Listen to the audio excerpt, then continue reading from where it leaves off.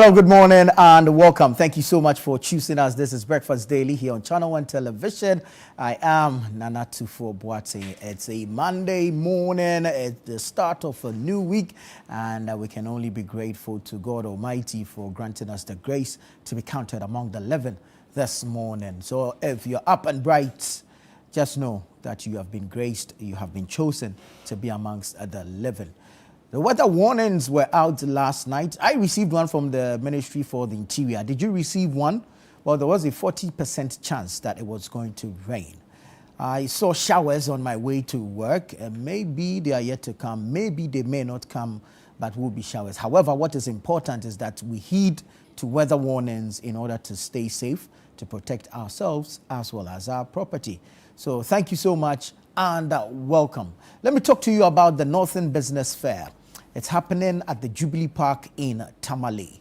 This is the only fair that brings together businesses, entrepreneurs, SMEs, innovators, tech people from all the regions in the northern part of Ghana. So I'm talking about Northeast, Northern, Upper East, Upper West, Savannah. They're all going to come together at the Jubilee Park in Tamale from the 25th to the 26th of July. And they're going to be exhibiting their products, their goods, their services, their wares to the rest of the world. This is the only platform that gives you eyeballs from across the globe. So please call 0205 973 973. 0205 973 973 and be part of the Northern Business Fair.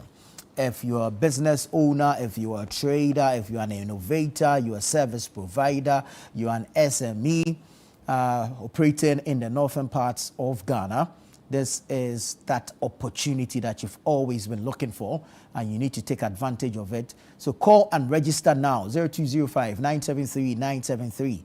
0205 973 973. And when you call and you register, you follow up with your payment, because it is only your payments that secures you a slot to exhibit. Okay? As for the calling, you can call and make your inquiries and all. But if you're really bent on exhibiting, then you need to follow up with your registration and payment. That's the only way that you get to be a part of the Northern Business Fair.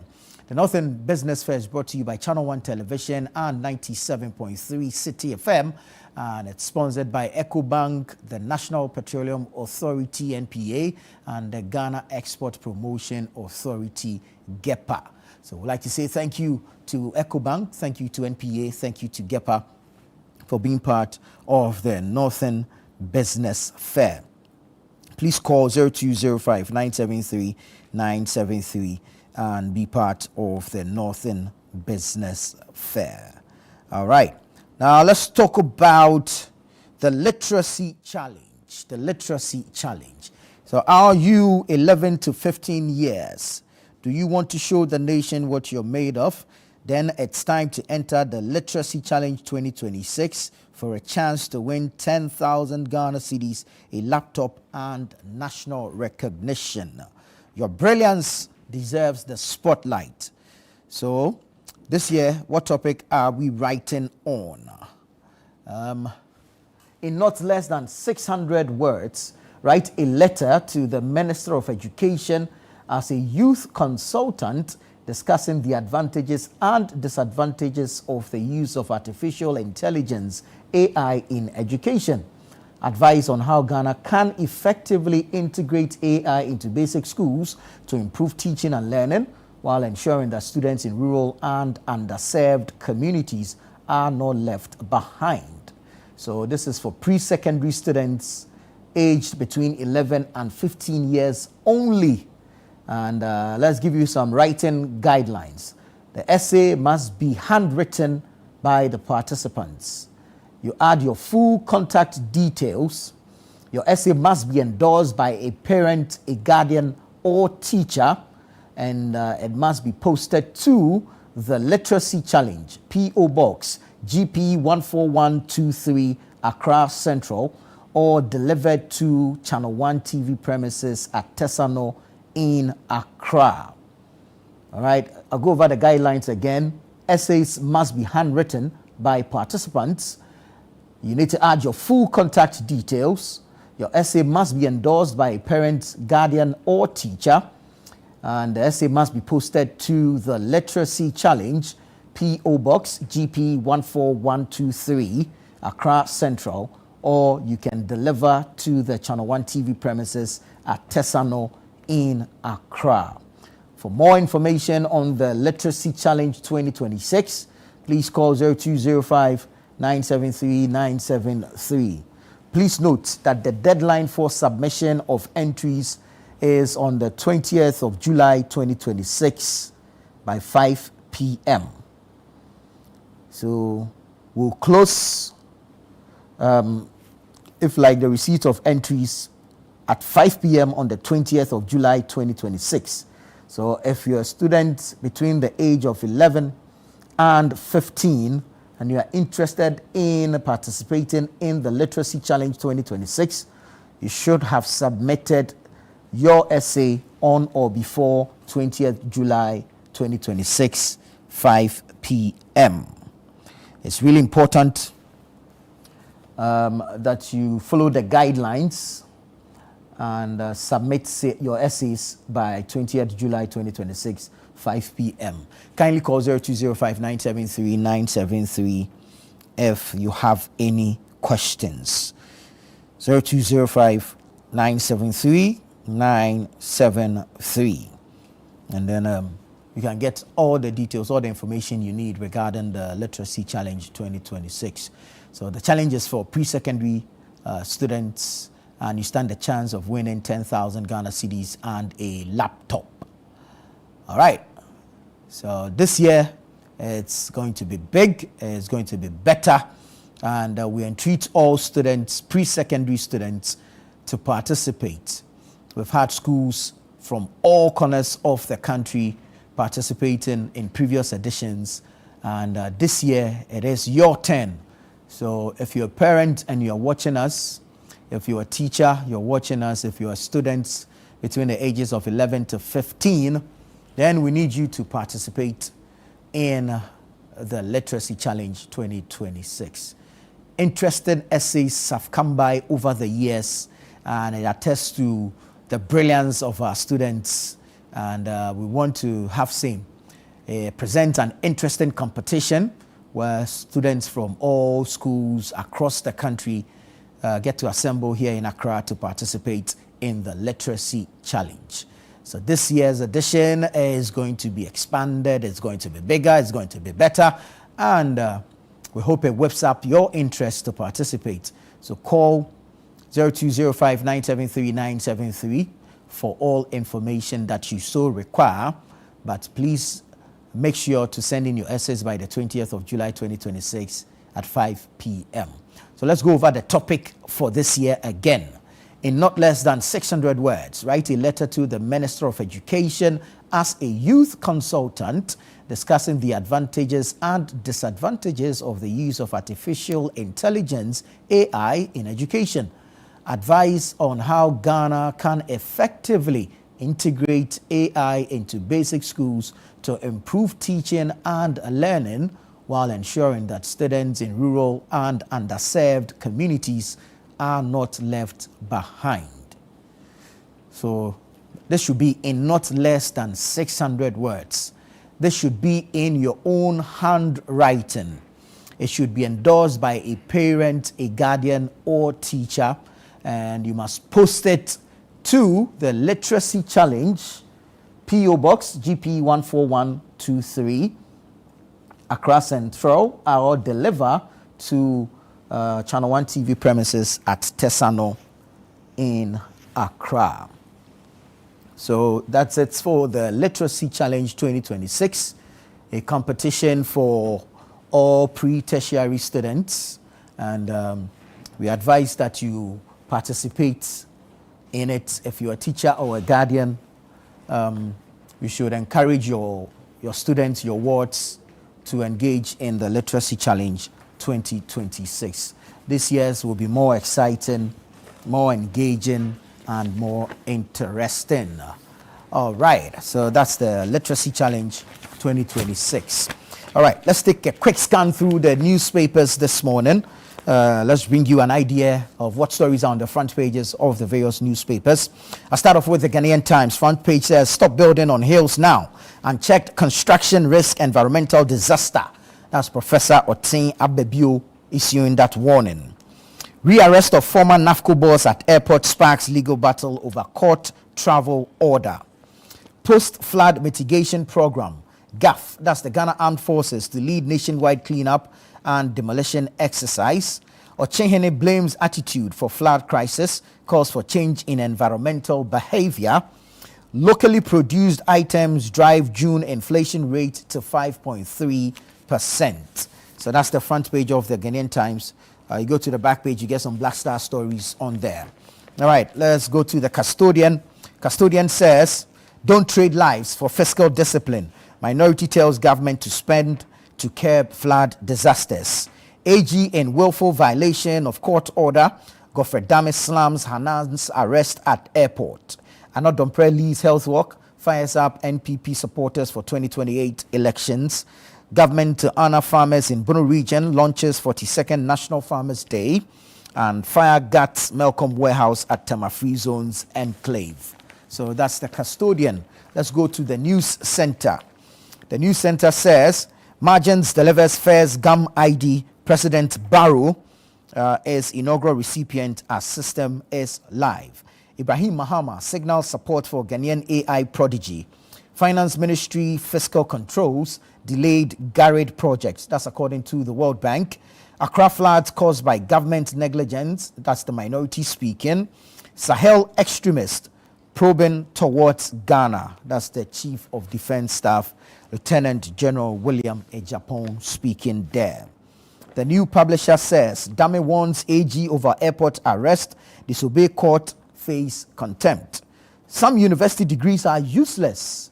That's the former Education Minister, Dr. Yawose Duchum, speaking there. Momo vendor kills armed robber. So that's the front page of the New Publisher. I take you to the Herald. The Herald says Attorney General and Godfrey Dame clash over ex-NAFCO CEO's airport arrest. Goldfields lease renewal will cost Mahama government deadly. Kofi Bentil is warning. Ibrahim Mahama supports young Ghanaian AI innovator. NPA declares war on illegal petroleum activities downstream. Goyle manages Equiapim North MPP chair bid sparks questions over campaign commitment. And fire service battles floods, fires, and structural collapse in busiest week. Let's do the Chronicle now. 100% tiling of compounds is the cause of floods. And that's according to the IAWPA. Ochehene angry over disposal of refuse into drains. Mahama Cares takes awareness campaign to Kumasi chiefs. Scripture for today, Hosea 4:6. My people are destroyed for lack of knowledge. So that's the Chronicle newspaper. The Daily Guide says ex-NAFCO boss arrested at airport, lawyers bare teeth. Government reviews student punishment regime. We've cleared cocoa farmers' arrears. That's according to Cocoa Board. High Court approves Abu Treker's extradition. And Momo vendor kills robber at Lashibi. So these are some stories making the headlines, making the front pages of the various dailies this morning, Monday, the 6th of July, 2026. It's now time to talk football. It's now time to get into the World Cup conversations. Yao J. Minta is in studio. Yao, good morning. Welcome. Good morning. Thank you very much. Yeah, how's the weekend? Oh, very good. Very, very good. Unfortunately, I mean, the Black Stars got kicked out of the World Cup. So, yeah. No surprises there, so I'm okay. Well, yeah, you can say that. I mean, because playing against Colombia, I always saw them as our evil twin, more or less, because everything that we had in terms of strength, they had the same and a little bit extra because they had overall quality more than Ghana. So, I wasn't surprised that we ended up losing. It was a game where you had two teams that were equal playing against each other. So it could have gone either way. It could have gone either way. Two teams cancelled out each other. Yeah, more or less. And so, Ghana lost. At the end of the day, the target was achieved. That is to qualify from the group phase. Stage, yeah. And I know a lot of people are saying that, okay, yeah, the round of 32 is more or less pretty much the an enhanced version of the group phase because of the expanded format of the World Cup. But you have to look at things critically. Ghana got 4 points without any goal difference. Yeah. But you look and to qualify. But you look at the other teams that qualify to the round of 32.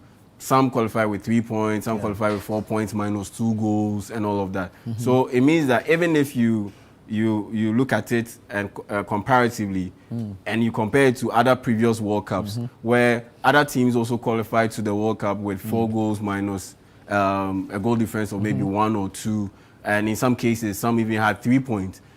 So it makes the case that Ghana, yes, indeed, deserve to qualify to the round of 32, and yes, should be given credit for that, and not necessarily rubbish and seen as an enhanced version of the group phase. I think per the circumstances, the guys did well. The group did well. Per the circumstances, the group generally did well. The coach generally did well, and many have called for his head. Many believe that Ghana should let him go for someone who is a bit more proactive, because his style or tactic is very reactive, very defensive-minded, and if we end up conceding a goal or two, we virtually have no way of coming back into a game, and we can't score more than 1 goal, that kind of thing. But you have to look at it in proper context, in the sense that Carlos Queiroz came in just a month before the start of the World Cup. And it was going to be very difficult to turn things around and pick things up, looking at all the disorganization, the chaos, the bad run of results that Ghana had been on. Ghana lost to Austria 5-1. Ghana lost to Germany 2-0. Ghana lost to South Korea. Ghana lost to Japan in the lead up to his appointment. So things weren't good. Then he comes in, and guess what? The department of football that is very difficult to coach, especially within a short period, that was the department that he managed to improve, which is defense. Which is defense. And so what that tells me is that he knows what he's about, and he knows what he can do. And on top of that, he's known for his defense. I mean, being a defensive mastermind. And in that area, so you are judging him as a coach. In that area of that side of the ball, did he excel? He excelled. You look at the best performers for the Black Stars in this World Cup. Top 5, 4 of them will be defenders. The likes of Marvin Senaya, Gideon Mensah, Jerome Opoku, Jonas Adjetey. All of them will make the top 5. And all of them are defenders. And you can clearly tell that Carlos Queiroz's presence has improved their overall output. Because prior to Carlos Queiroz coming to the Black Stars, what was the overall view of Jonas Adjetey? What was the overall view of Gideon Mensah? What was the overall view of Jerome Opoku? But he's come in and he's got them to improve. So that tells me that this guy knows what he's all about. Indeed. And on top of that, you have to look at proper preparation.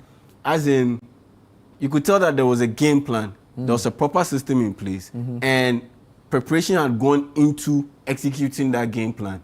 Unlike what we used to have before, where you sat back and you watch Ghana games and you're like, okay, what is the game plan here? What's going on? What's going on? I don't see, I don't get it, man. Like you are just wondering to instead of enjoying the game, you are thinking through what style of play this is. What's this? But with Ghana or under Carlos Queiroz, you knew that we are going into the game. This is clearly from the get-go. You can tell that we are defending in this game. We are going to rely heavily on in transition moments. That's what the game plan was about. And you could tell that there was preparation that had gone into that game plan to ensure that it was executed well. To the extent that our game against Panama that we won, we scored in transition. Brandon Thomas Asante scored the ball and Caleb Yonchi scored. After the game, Brandon Thomas Asante said, they had practiced that sequence in training. So that tells me that, this guy knows what he's about. Exactly. But he's left. Well, officially, he hasn't left. According to the GFA, per the GFA. The contract. No, per the contract and per the publication. There's no publication out there from the GFA that has stated that he has officially left. Right. That's okay. Yeah, that's so what. Then there's some ambiguity in there. Yes, and even his statement, there's an ambiguity in there. Thanks for the experience. Experience what? Is it the experience of the World Cup or the experience as a Black Stars head coach? So I don't know. Maybe there was a bit of language lost in transition there because I mean he's Portuguese, he speaks English. But you think his statement was rushed? He could have waited a bit. Oh yeah, it was rushed. I mean, what? It was just a day after Ghana lost. I think it was rushed. Just like relax. Maybe when you guys touch down, then you release it. Especially it's not a situation like Neymar and Brazil where as soon as they got kicked out, you could tell that yes, this is the end of Neymar's run with the Brazilian national team or Casemiro, those kind of things. We weren't in that situation. So for me, I thought it was a bit rushed.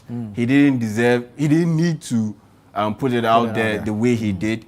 And rather, unfortunately, the choice of language has led to a lot of confusion. Yeah. So right now, has he officially left? Has he officially not left? Maybe is it a personal decision that he decides that my run has come to an end? Okay, yeah, but at the end of the day, what does his contract say? 4 months. So 4 months. Okay. He was appointed in April. So April, May, June, July. So it will end later this month. Oh, right. Yes. Right. Let's look at the other games over the weekend quickly. Yeah, the other games. Oh, yeah. There was a big upset. Norway ended up beating Brazil by... You think it was an upset? Residential. Oh, yeah, it was an upset. It was an upset. I was rooting for the Vikings seriously. Oh, yeah. But it was an upset. It was an upset because... Some of the challenges associated with honestly, yeah. But I mean, Norway did well by beating Cote d'Ivoire to qualify to the round of 16. But I'm coming up against Brazil and looking at the way Brazil went about their business, residential shortlets, their round of 16 matchup, winning by 2 goals and also it depends on where the location matters. Brazil were prime areas. So if you look at some of the high end areas, it was an upset. For me, it was an upset. How much? I don't know. For some strange reason, I kind of knew put into it, and then they can do. Wow, that's some ballsy prediction. Yeah, so if you are looking at the high end market, and I've seen that it is glutton a bit because there's too many of them in the system right now. So I'll say residential areas in secondary locations. You understand? And they are playing for each other, not playing for one person. True. We are not seeing now compared to how it used to be dominated that is just in the beautiful to airports. watch. You see the teamwork in there, so I kind of felt that would go against Brazil. Especially when Brazil rely heavily on individual brilliance. Heavily on individual brilliance. Like if Vinicius didn't take, there was nothing going on. And in this game, they had a penalty. Bruno Guimaraes missed it, and unfortunately, Erling Haaland popped up and he was able to live up. Striking Viking. Deliver big time for Norway. All he needs is one chance. Yeah, all he needs is one chance. Keep your 99. And that's what, imagine having an Erling Haaland in Ghana's system with under Carlos Queiroz. That's why I honestly believe that he should be kept on as head coach, because at the end of the day, what he's been able to do in a short space of time is quite impressive. And people are comparing him to the Morocco situation, where Morocco also sacked they had a split. Their head coach and Mohamed Wabi came in 2 months to the start of the World Cup. Back and thank you so much for staying with us here on the Honest Series City Business Festival. But what kind of system has Morocco put in place? Latte, I mean, come on, that comparison is flawed. You can't compare. No, because looking at the issue of real estate, had cohesion, and they had a proper structure. About 5 years under Walid Regragui that had taken them to the semi-finals of the World Cup, that had taken them to the AFCON final. You get it? So once he comes in, he's more of an offensive-minded coach. So he doesn't need to do resources. Defensive as for the entrepreneur, you saw the way they handled. As for risk sharing, it will be good. Because the defensive structure is already there. So all he needed to do was just focus on the side of the ball that he is strong in, which is the offensive side. I think that he number led Morocco to win the FIFA Under-20 World Cup, and that group, the kind of football that it's an opportunity in itself. It's just that you have to find out which of the segment that we are dealing with. People convince the Moroccan FA numbers, that, but you forgot to talk about what we call effective demand. Walid Regragui, this number, if the Sultan of Brunei decides that Ghana is poor, let me go and push in that money. Once they lost to Senegal on the field, I mean, they won. I'm just about 20%. Once they lost to Senegal on the field, I honestly believe that was a trigger point for the Moroccan FA. We must appreciate that generally the demand outstrips supply. We need a little bit more offensive. So you need to find out which segment of the market and that's why it came in. It's so okay for you to go in. If you are the one who is interested in supplying, and then you have to analyze this and be sure everyone's of where favorite. If you are just somebody who is interested in the host nation Mexico properties and using them for rental purposes as a business, because that's what stepping up and delivering the a lot of people have moved away from people's number 9s and strikers are scoring hours. Treasury rates around 6 or less than 6. Defensive striker, set piece winning striker, possession, ball holding striker. The last time, thank you so much. Y'all give it that breaking us the World Cup conversations right here on Breakfast Daily. We have the news review segment coming up. But people also ask the question, why are the houses priced in dollars? People are ready to buy, but maybe they are pushed out of the market because of the price. As for the dollar, people should not be afraid. It is just an index. Yeah, we are not interested in taking dollars from you. It is just one of the ways by which we issue our investment. Our product is not, I always mention that, it's not a supermarket item. What if your ideas could shape the future of education in Ghana? If you were a brilliant pre-secondary student aged 11 to 15, this is your moment to shine. Welcome to the Literacy Challenge 2026, the national literacy competition that celebrates young thinkers, great writers, and future leaders. This year's challenge is all about artificial intelligence and education. The topic, in not less than 600 words, write a letter to the Minister of Education as a youth consultant discussing the advantages and disadvantages of the use of artificial intelligence AI in education. Advise on how Ghana can effectively integrate AI into basic schools to improve teaching and learning while ensuring that students in rural and underserved communities are not left out. Remember, your essay must be in your own handwriting, must be endorsed by a parent, guardian, or teacher, and include your full contact details. Submit your entry by Monday, 20th July 2026 at the front desk of Channel 1 TV or PO Box GP 14123, Accra Central. Stand a chance to win 10,000 Ghana cedis cash, a laptop, and earn the title of Ghana's most outstanding all-round pre-secondary student. For more information, call 0205 973 973. The Literacy Challenge 2026, inspired by City FM with support from Channel 1 TV, and it's proudly sponsored by Prospectus Ghana Limited, SIC Insurance, and Advocate Publishing. We are all aware of what happens in the market. If it is not greediness, tell me what else. So people must be fair. We must create an environment where get ready this July to step into a world where culture meets commerce, ideas turn into opportunities, and Made in Ghana takes the spotlight like never before. Welcome to the Northern Business Fair 2026. For 2 powerful days, the Jubilee Park will transform into a buzzing hub of creativity, innovation, and enterprise from the Savannah, Northern, Northeast, Upper East, and Upper West regions. From beautifully crafted products, innovative packaging, fast-growing local brands, and indigenous corporate bodies, every stand will tell a story of passion, resilience, and growth. This is not just a fair, it's a full experience. It's a place to discover, a place to connect, a place to grow.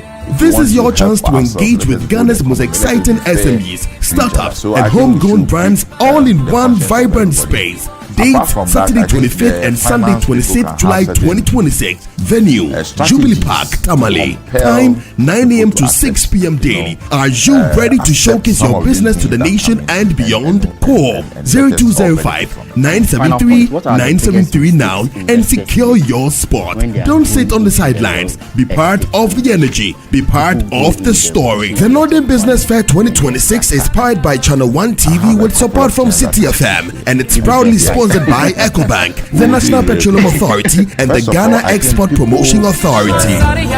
First mistake is not. I keep telling people that no matter what you want to do in the business of trying to invest Not everyone in will understand your or choices. infrastructure. Not everyone Try will and get a understand your professional to growth. aid you.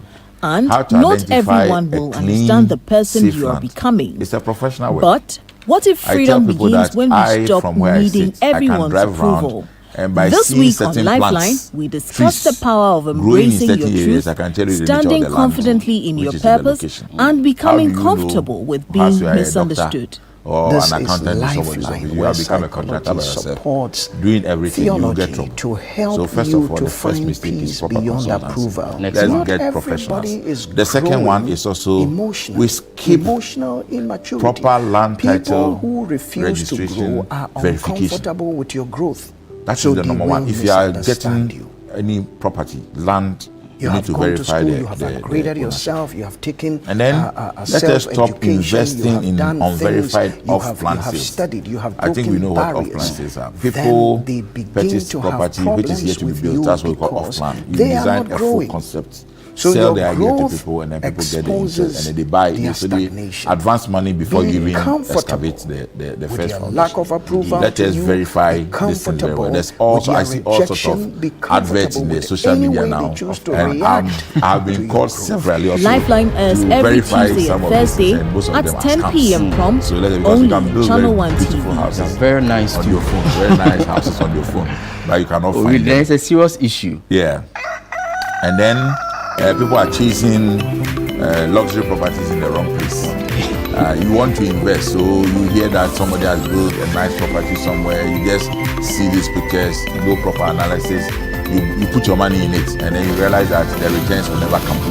Because if it costs you 2 million cedis to build in Agbogboloshi market, Hello there. Thank you so much. it will for cost you choosing the us. same This is 2 million Breakfast Daily cedis to on build in Channel One airport Television. residential area. I am. But in Nana airport Tufor residential Boateng. area, It's you time can for rent the it news for review so much, you know it. segment. It's quite And it will be interactive, like so we'd 10 like to hear times from what you you. would have gotten Send from us your say thoughts, your an comments, and your Agbogboloshi kind of community. contributions. You can do So so people via should text. know The this WhatsApp very number well. is on your screen. Then Or connect ignoring to join us financial on structures. Facebook or Okay. YouTube. That one is too Live. detailed. So Drop a we'll comment leave it there. here. Maybe Join when us we get today. another Basically, what do you opportunity. mean? Ignoring No. financial You can engage with structures. our Yes, I Just a mean, line. you know what it means to borrow. You know And what then it we've means reserved some to pay exclusive back videos your for you loan on facility. TikTok. So So you are kindly going to follow, take a loan. subscribe, share, You are going like, to invest it in repost, a property that is not yielding you engage anything. us on You social have media. disrespected Channel One financial TV, structure, GH. and it is going to hurt you so bad. Next one. You. Yeah, Let's say good morning to working with Elvis Dakwe. online Elvis is sales the agent editor and of the brokers News Center newspaper, and skipping as due well as the web diligence. portal, It is newscenter.com. very key. Elvis, By the grace of God, Ghana has passed a law Good to have you. on the real we have estate the agency, Deputy National Organizer council for to the National regulate the Democratic activities of Congress, brokers and Elikem agents. Kotoko. So we are going to Elikem, see some sanity in that good morning. area. It's good to see And you. then due diligence on Welcome. both the And buyer then we and also have and the resident country the seller. director. And then for International I Investment also urge LLC, that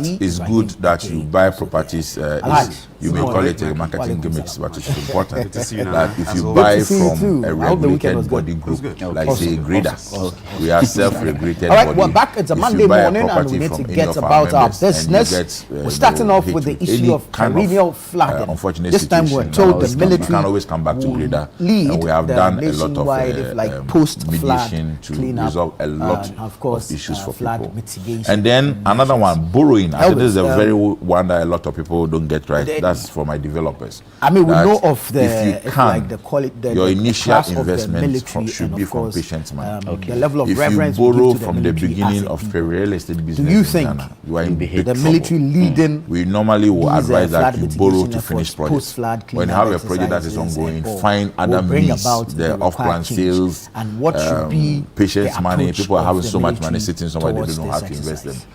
You get this money to start the project. When you are about finishing, then you can borrow to finish so that you can then dispose of quickly, then you pay back. But if you borrow from the beginning, Because my I don't brother, know in the country that there are all institutions that the kind of disputes and litigation issues that can hit you along the line For any other will make you issue, there's sick. so much in this. So that's the last on the list. Yes, that's Boring. that's Republic boring. also I see. Some food for Ahead thought. understand of the when party. it comes to the military, it's all about discipline. Thank you so much. That's That's what Samuel Amegai Boy, Executive think that the use Director of the of military the to do Ghana the Real Estate Developers Association, cleanup bringing an is end to important. another edition of the Honor Series I've of seen the City Business Festival, powered by videos 97.3 City them FM at and work. Channel 1 Television, And in partnership with they are just Absa pulling Bank, down sponsored by Absa Bank, so many MTN, unauthorized Zonatech, structures, especially and Petra Trust. this And makeshift me, ones. Lati, Yesterday I Lati, saw many one thanks from indeed for your time. Ashalibosho School Junction, and the whole place, every chaos container around the place, they've cleared them all at the place.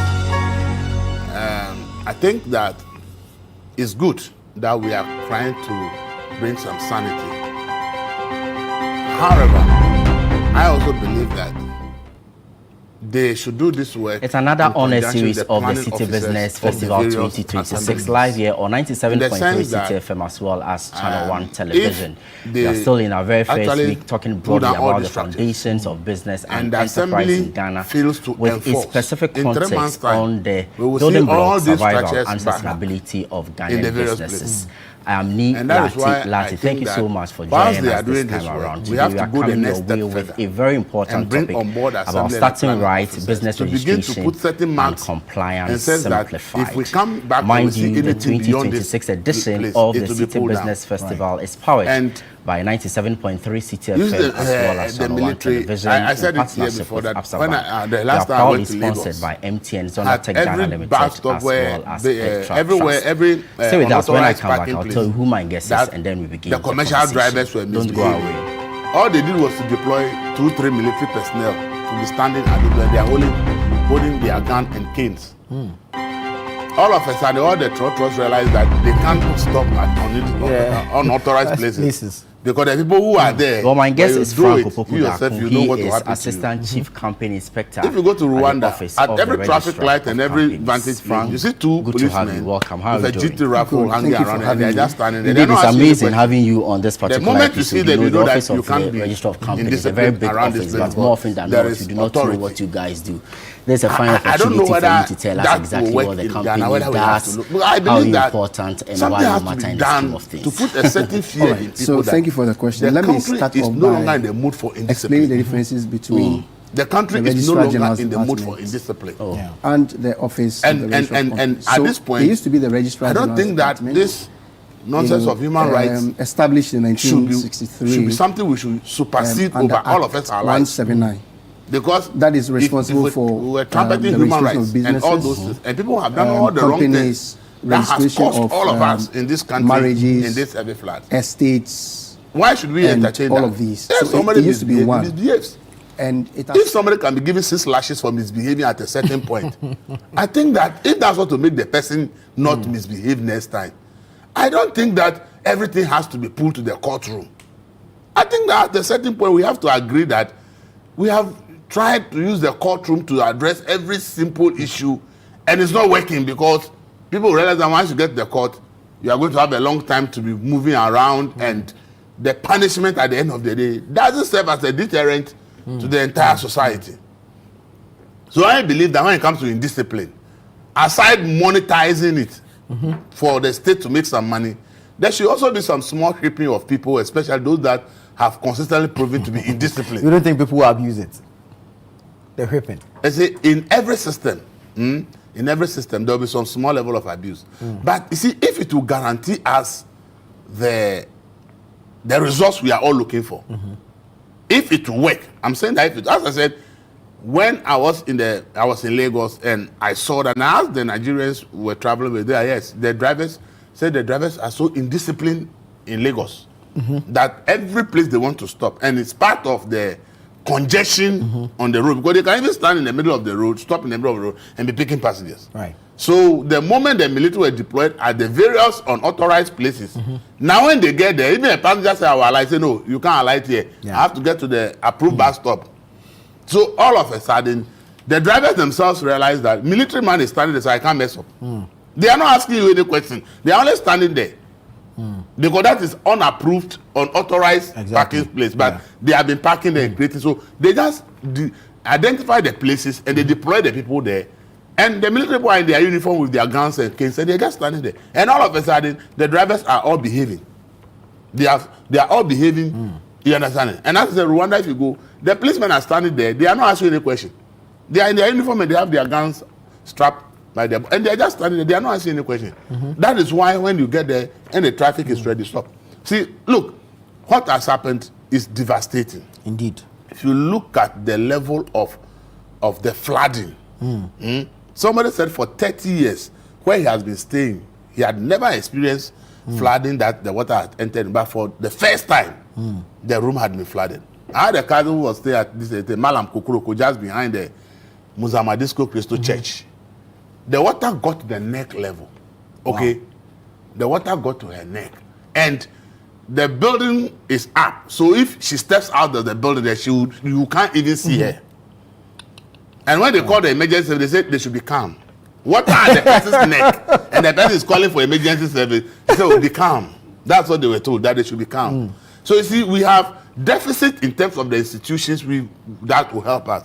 So if we enforce discipline and make sure that people don't do the right thing, don't do the wrong thing, it will help us a lot. Because see, this flooding we are all seeing, there's a whole lot of indiscipline. True. I sat there and asked Accra, give me 5 places where we say this are landfill site that refuse is deposited. The whole Accra, give me 5 landfill sites around Accra. Where do we send our refuse? But we generate refuse in quantities. I told you about 2-3 weeks ago, I went to Kaswa and was coming. I saw over 500 aboboya lined up by the road, all of them in refuse. When I asked, they said they are looking for a place to go and dump the thing, and they have no place to dump it. That's why they are all there. If you leave Accra now, you see that the aboboyas are not working. No, they are not picking. They are not picking because on your way here, I don't know if you know. Yeah, because they said they don't have a place to go and dump it. And the way the rain has come, if they pick the refuse, they don't even know where to send it. Exactly. So now almost all the aboboyas that comes around to pick, that's why they come around to pick the refuse. Now they are all not coming because when you ask around, they say they don't know where to go and dump it when they pick it. So in Accra itself, we also need to ask ourselves, where are the dumping sites for all the refuse that we generate? Where do we send them? We give it to aboboya and we don't ask where they go and dump them. So you see, I support the military intervention, but I believe that their work will end at a certain point. But then beyond that point, how do we ensure that the sanity they brought temporarily by pulling down all those structures and everything, that sanity, how do we sustain it? That's why I'm saying that while the military is working, maybe the government has to look at maybe another task force of planners and the rest, also going to the places where the work is being done and begin to pinpoint per the plan of this assembly, per the plan of this area. This is not supposed to be, this is not supposed to be. So when the military are gone, they are also putting in place maybe notices and things to make sure that what the military has done, within 3 months, people don't come back. Because the truth of the matter is that, my brother, we all know that when we drive through a town, where we see the containers, where we see all this refuse, our entire drainage system needs to be re-engineered. Because you see drainage all right in many places. Some of them are not even filled, but when you see the volume of water in the place when it's rained heavily, realize that drainage is unable to do that. Look, one of the biggest problems we had is the silting of the Odor. If you use the Lavender Hill, you can see that the entire place is silted. So the point when the water is flowing, it's supposed to enter the sea, and the whole place is silted. The water will bounce back and it will overflow and go to homes, and you lose everything. Look, the damage that this thing has caused is into billions and billions. As I said, my cousin, they couldn't pick anything from the room, from the TV to the fridge. As for what they wear, because the water is so brown, and so once it enters your dresses, they are all gone. They lost everything. Now they have to start life all over by now buying everything. You can imagine, and how many people, if you insure their personal properties in their home, like their fridges and their TV, how many of us have? So the cost in terms of finance, we are told that about 34 or almost to 40 people have lost that. There's no amount of money that can even replace one life. So we need to be drastic in the way we do things. And as I said, the biggest problem we have in this country is indiscipline. So if we are using the military to bring some discipline, probably maybe we have to look at a bigger role of the military in terms of instilling some discipline in all of us. Thank you, Elvis. Thank you. Elgem, what sort of agency would you want to see the military attached to this anti-flood or if you like flood mitigation exercises? Yeah, thank you so much, and good morning to everybody here as well as those who are watching us. First and foremost, we still extend our commiserations to the families of the bereaved. It should not be seen as a norm that whenever such occurrences visit us, it should go the extent of losing lives. And this has been, just like I recall President Kufuor once said that corruption has been with us since the day of old, it is becoming like floods have been with us since the day of old. The truth remains that floods will always occur. Floods do not occur necessarily because people are building in waterways, people are not following building permits, people have not got the rights, etc. But it's also a natural phenomenon. However, preparations towards that to mitigate it is what is very key and necessary that we ought to do. And so I don't think we should always make it look as though it is just because buildings or structures are in waterway, illegal structures, kiosks are located at certain places, etc. If really you should take a cursory look at some of the things, you'll agree again that the flood may not be because of a kiosk in front of somebody's building or etc. It is re-engineering, which must be done very well. Because when Accra, for instance, was planned, or we don't even want to believe Accra was planned anyways. When Accra was planned some decades ago, you would agree with me that the level of the size of drainage that was done and what was anticipation in terms of our number, what was projected in terms of our the population over a certain period, etc., have all gone beyond the rules. Right. So there's a proper need, a real need for us to redesign. Coming into the studio this morning, I heard one Professor Martin Otin Abibio, who a development expert, also state clearly that the building of structures on hills, etc. So there are a plethora of things that constitute these. I am happy for the military's involvement. I have maintained time without number that the most disciplined institution in every country remains the military. Wherever the military also goes wayward, then that country is a complete banana republic. And so there's a need for us to look into this, which is the reason why I agree with Elvis also calling in for the need to cooperation between the military and other stakeholders, not only the assembly, but all other stakeholders that are involved. Because look, today people put up structures, for instance, and they think it is very fanciful. It's my own money, and therefore I need to tile the whole compound, which makes it difficult for water to even percolate in that house when it rains, which means that you are virtually washing it into the drainage or transferring it to the next person. Now, there are those who are also going to Ramsar sites, wetlands, etc., filling those places and then putting up structures. I visited the Canary Wharf in the UK, for instance, where they have been able to control the water and build major facilities around there, and that is being put, Ramsar site is being put to great use. What stops us from doing same? What is stopping us from doing same is not even the political will, but the financial cost. Doing projects of this nature comes with a huge financial outlay. When we go back, for instance, to Garrett, where we're told how much was spent on consultancy, how much was spent on trainings, and the pittance was what was spent on the real work itself. It tells you the African problem is discipline again. So money is given and probably 70% is spent on very needless things or diverted, then only a pittance is spent on the actual work. And then in the end, we come around to complain and pretend to play saint and want to say this. I have said this many times and you know me for it. One, I'm very harsh. Two, I'm very blunt. Three, I'm very passionate about things of this nature.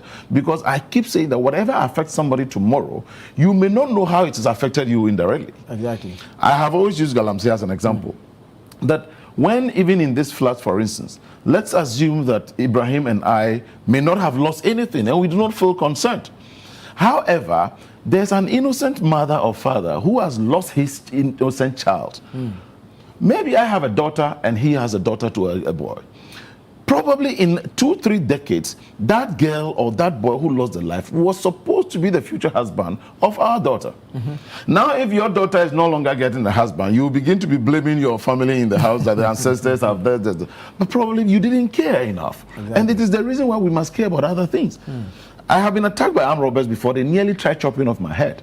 I have said that if you do not care about your colleagues in the classroom, what they do, how they progress, etc., if tomorrow he becomes an armed robber, who knows if it may be visited on you? We saw how Lucky Dube died. Yeah.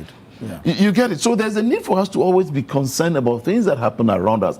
Be genuinely committed to fighting them rather than pretense and say we're doing this for the cameras and all that. It worries me and it pains me because we cannot continue doing these same things differently and expect that things will change.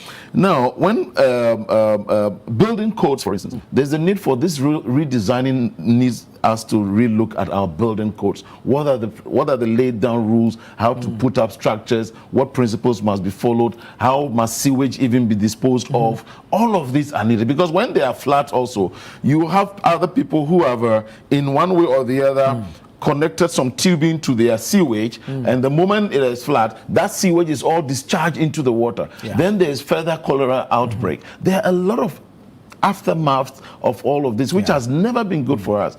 I was a victim of a flood. I was a victim of the June 3rd flood in 2015. I lost close to about $197,000 of my products to the floods before the Circle disaster.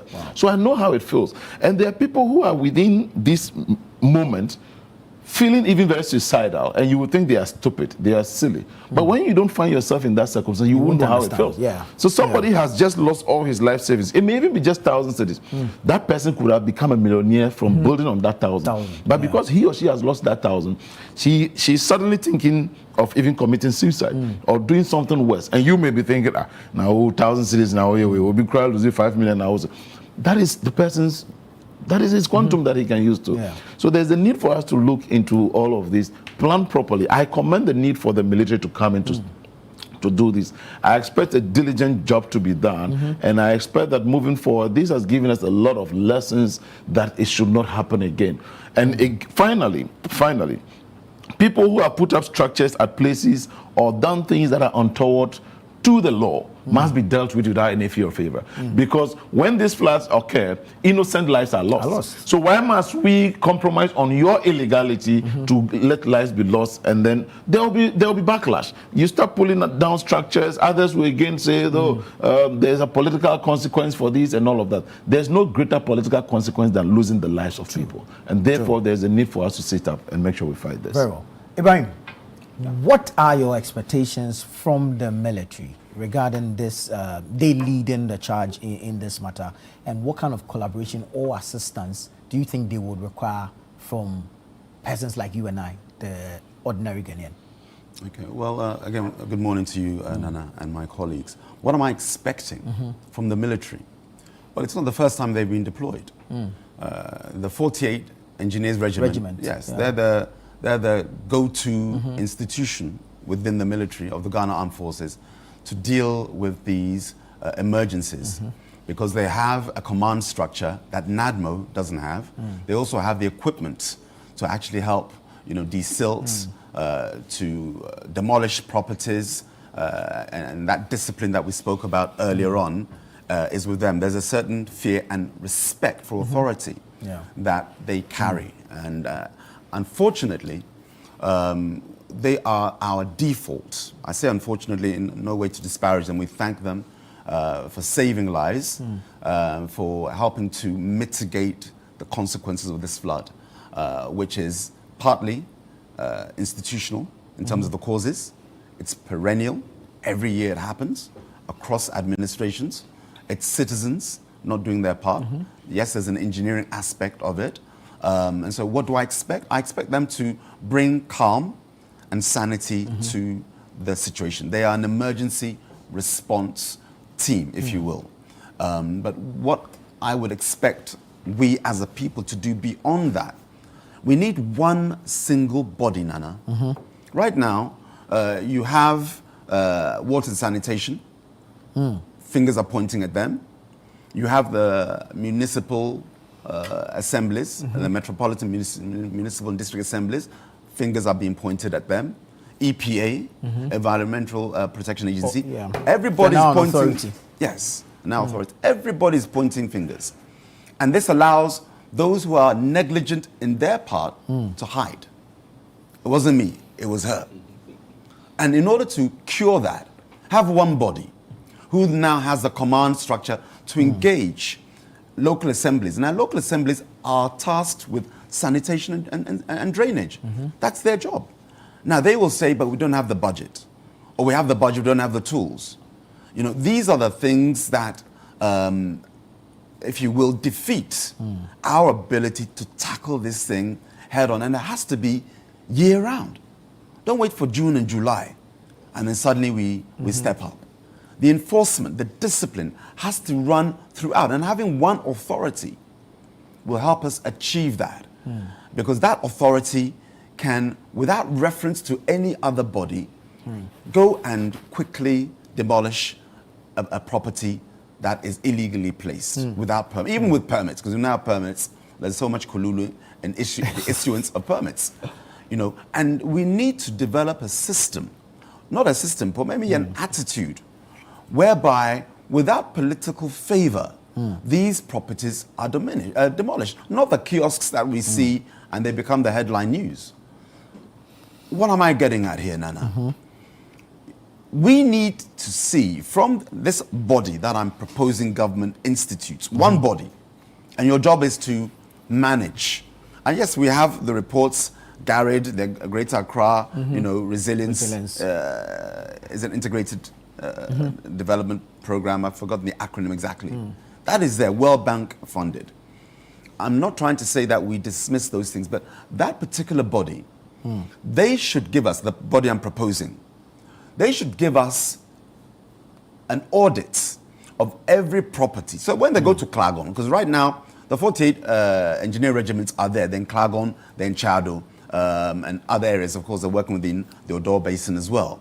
But we need to see that these structures in this facility, this town, were destroyed. Because we're hearing that they're demolishing, and we've heard this over the years. So give us a list. Tell me which property, which high-rise did you demolish within the wetlands? And again, talking about the wetlands, again, what we need to do is create artificial wetlands. Again, preparing for this program, we hear that there are, if you will, reservoirs. Because it's not just about the volume of the water, but it's the speed with which it comes. Though, as for the rain, it will happen. Exactly. Can you tell our farmers that they don't want rain? No. And then in September, we're complaining that there's famine. So we say, Alhamdulillah, Rabbil Alameen, for the rain. Our inability to manage our activities as a people, first and foremost, is what then makes the consequences of the rain so negative for us. Having these basins or these reservoirs, as the rain comes from the mountains, okay? Because Accra is flat. I was watching your program, The Big Issue, with Umar Sanda, on Saturday. Very informative, because you had a technical person there. Exactly. And I would wish that we have more of that. Now, I commend Channel One for doing that, and City FM. I commend that when there's an issue like this, leave we the politicians out, bring the technocrats in. Exactly. He informed us that when the airport city was first built, now I was at airport city in 1990. I took a year off from university. I was in Ghana, and for the whole year I was in Ghana. 1990. What's that? 30-something years ago. Yeah. Good. And I remember the place where now Silver Star is. You know, because it was planned inside there. And the technocrat, I've forgotten his name, he informed us that when originally planned, because they knew the topography of Accra, that whole area was meant to be an artificial pond. Right. But that was one of the first things that was sold. And then there's rezoning. People rezone, change the use of a particular area. And then quickly fill it and allow people to buy. Okay? And then we have this problem. So again, coming back to my question, how do we help to cure on a consistent basis? One of the first things to do is let's capture the rain when it's coming from the mountains. So you have these reservoirs, these basins. They will capture the rain, and then you can release it in a very controlled manner. Other than that, it's multifaceted. I think Nkrumah had about 6 of them from the Kwapem Ridge through Ashie all the way through to Kpong. Yes. And today we've encroached upon all of them. All of them. All of them. And so then the blame is 2 things. And I like what the gentleman said. He said, don't go and blame the chiefs for selling the land. How do you, and I mentioned that 2 weeks ago. You can't blame the chief. Remember we talked about the, was it the wager? Yeah. The wager flooding. Yeah. You know, a chief has the right to sell. Okay? You don't have the right to build and authorize. Sell it and grow your maize and make your money. Good.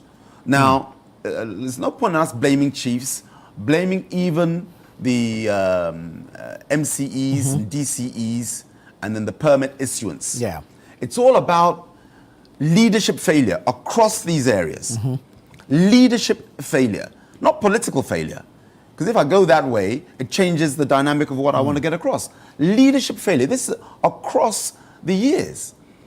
The first planning of Accra was in 1939 after the earthquake, where the colonial powers then used the opportunity to say, let's plan it properly. Then you had 1948, the planning came in. Then when Nkrumah came in, then you had from 1958 additional planning. So there's been a leadership success in actually planning organically Accra to make sure that we can be a modernized city, and all the necessary policies that will inure to the benefit of the citizens here and the visitors to Accra will happen. But what has happened to that plan? The leadership failure is that plan has been pushed away. Nobody has adhered to it. And where we have found people who have willfully, gone against the law, and those who have helped them, and those in authority have given permits where they shouldn't, sold land where they shouldn't, rezoned, reclassified areas where they shouldn't, which makes the whole spatial authority a non-event. There needs to be accountability. Wouldn't it be wonderful if we can look back at all the areas that have been rezoned illegally, let me put it that way, frame it that way, permits that have been issued where they shouldn't, and we can say, okay, who was the MCE? Who was the DCE? Who signed it? Because definitely there's a signature somewhere. And apart from the local assembly, which other leadership institutions were complicit in certain things? And if we can, because crime does not expire. I don't believe there's a law of statute in terms of the expiration of certain crimes. And if they don't expire, those people can be held account. And of course, those currently in office as well. Until we get that accountability, it will come in. And then this leads into, I want to pivot into another area. When we do the political appointment of MCEs and DCEs and what have you, when they are politically appointed, when they do the wrong thing, they go for political cover. But if somebody is elected duly, and I would hope elected given that they have the necessary qualifications to man that office or that area, when they do the wrong thing, I don't think there's political cover. Because there's no political party that you are one of us. We didn't appoint you, you were elected. And we've seen that you didn't done something illegal, so go and pay the consequences for it. It's these things that we need to bring in. Right. Then there are other things, and I'll be as brief as I can. There are other things, again, preparing for this. You have permeable surfaces. Elika mentioned it earlier, that policy-wise, you cannot tile your whole area. Yeah. You should have areas whereby the ground can soak some of this water, not run off into the street, and then we saw what we're seeing on the screen there.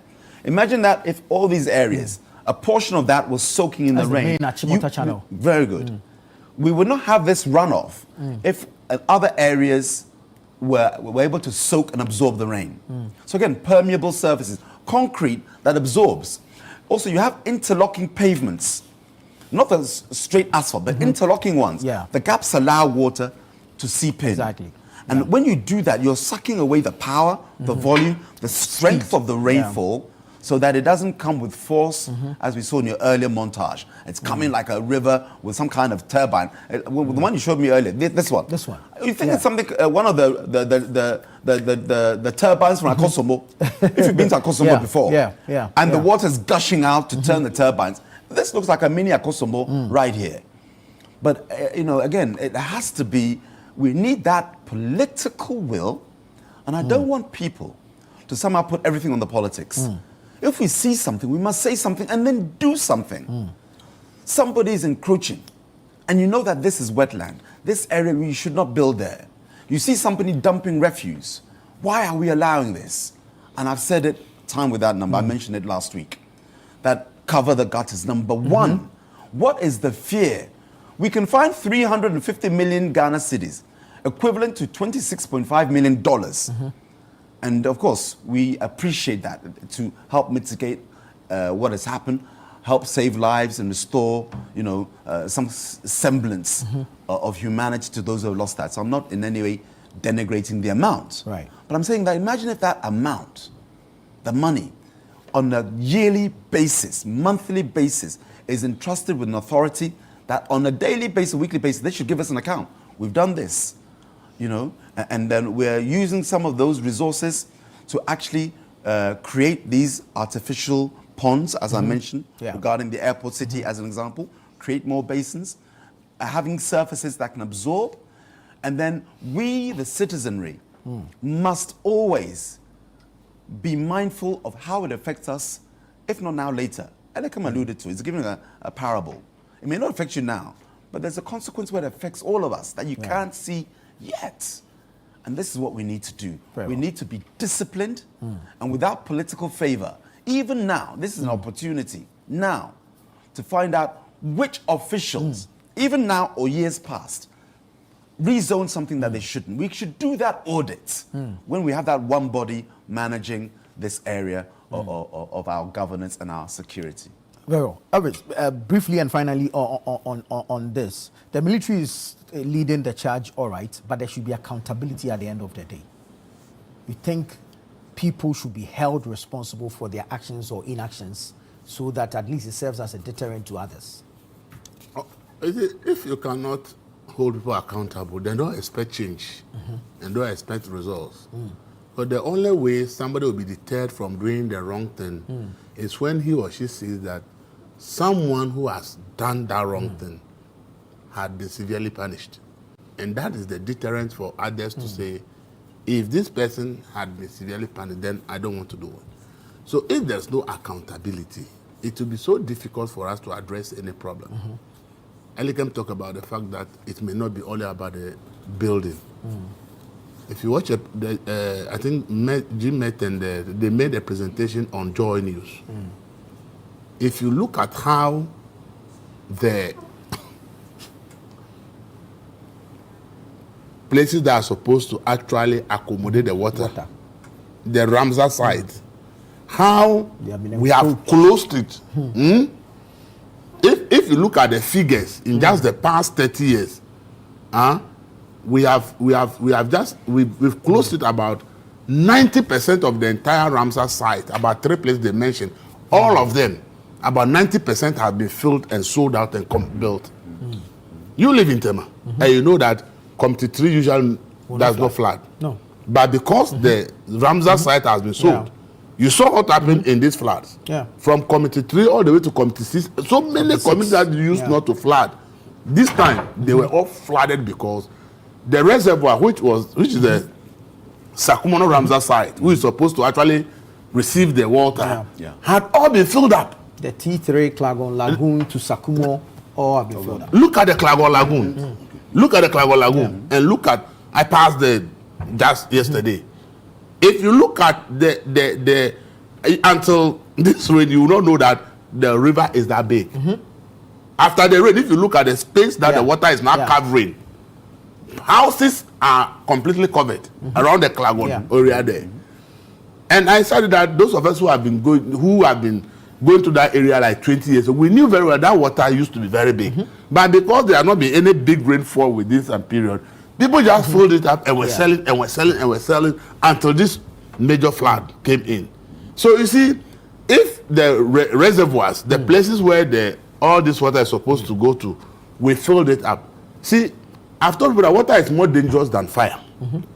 Because when there's fire, you call fire service, they have chemicals and things they use to try to douse the fire. Right. But when there's floods, what do you use to stop it? You can't, there's nothing you can do to stop a flood when it is happening. It will take its natural course until it serves is enough and the water recedes. Yeah. So water is more dangerous than fire. Because handling water is more difficult than handling fire. We saw it at Circle on that Monday. The exactly. rubber market was on fire, The but fire the water service had blocked the fire service. They couldn't access the fire. You understand? So you see that if all these reservoirs, the Ramsar sites and had not been encroached, yes, we know that it will rain, there will be flooding, but the impact will not be as we have seen. Exactly. But because all those places have been closed, I live in Dansuman. Where I live is just next to the Pambros. Right. Next to Pambros is a Ramsar site. And that place used to collect a lot of. Go and see. It's been completely filled up. People have put up mansions upon mansions. It's this rain that has exposed them. And their rooms and every place is full. So if we are doing all these things, there's no way we can say somebody should not be punished. Who gave out all the land? As we said, the land can be given out. But the assembly is supposed to make sure that before you put up a structure, you follow the process. And I've always said that, look, you cannot blame a chief for selling the land. And I've also made this suggestion over there. Look, every assembly should approach those who own land in their jurisdiction. Tell them that, look, you may be selling the land for 20,000 per plot today, but you have not added value to the land. But as an assembly, we are going to determine whether people can use this land or not. So first of all, you, the owner, give us access to actually survey your land, demarcate it for you, plan it for you. Then the land that you are selling for 20,000, now we can sell it for 50,000. And when we sell it for 50,000, you will take 30,000, you have 10,000 more. The 20,000 now covers the cost of demarcating the place, making sure that we provide place for utility and everything, tell you that this place will be the road, this place will be market, this place will be hospital. Look, we are living in several new communities around Accra, and where you live can have about 10,000 people. There's no hospital. Because everybody is just focused on building a house to sleep. Right. People live in communities, and schools are far away because everybody just bought the land and is building. And nobody thought that when population comes here, there has to be a market, there has to be a school, there has to be a health facility, there has to be all other social amenities where you, the person going to stay there, will make life easier for you. And all these things, if assemblies actually are smart and they approach these landowners and chiefs and the rest, the chiefs alone will be grateful to the assembly because they will say, if the assembly had not come in, I was going to sell this land for 20,000. But now the assembly has come in, they've demarcated, they've added value to the land. Exactly. I'm now selling and making 10,000 more. And the assembly is also recouping its cost of demarcating the place by making sure that the land, the cost of the land pays for the service. Right. So the assembly doesn't need to spend its own money on that. Assembly will just say, we'll do an upfront investment in demarcating the place. So if it is 100 plots, and you spend, let the assembly spend 200,000 to demarcate 100 plots of land. And for each plot of land, assembly makes even 10,000. Yeah. Haven't you recoup the 200,000? You recoup more than 200,000 from that 100 plots of land. Assembly will even making more money from that because 10,000 times 200. It's almost like 2 million Ghana cedis. Maybe you spend 200,000 or 300,000 to do the demarcation. Bring in right now they are so lucky now they have drip machines. Yes. So even to tell that, okay, let's even demarcate and show that this will be road, this will be water, this will be electricity. They can easily do this thing. So when people sit down and they are blaming the chief, I say, no, the chief is not the problem. It's the assembly that is not being innovative. So the most innovative way is to make sure that under your jurisdiction, you know who owns all the land. And tell them that all you, the landowners, come for a meeting. This is what the assembly can do for you. At the end of the day, you have a well-planned environment in the assembly. Everybody benefits. Movement is easier. Utilities are available. Everything will be available for everybody. And we'll all be better off. Very well. You know, on the 2nd of February 1971, in Iran, there's a city called Ramsar. Okay. So the Ramsar Convention was actually signed in Iran in February 1971. that various governments signed on to protecting wetlands. And these wetlands, because the agreement was signed in Ramsar, that is how come the name Ramsar sites.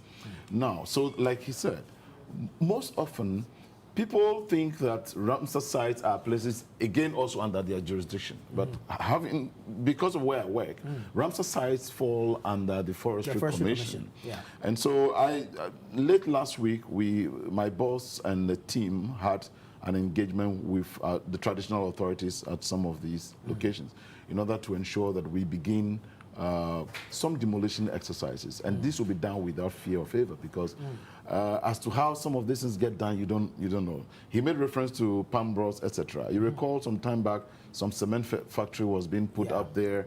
People complained and said all manner of things, because that's almost like a pan close to salt's end.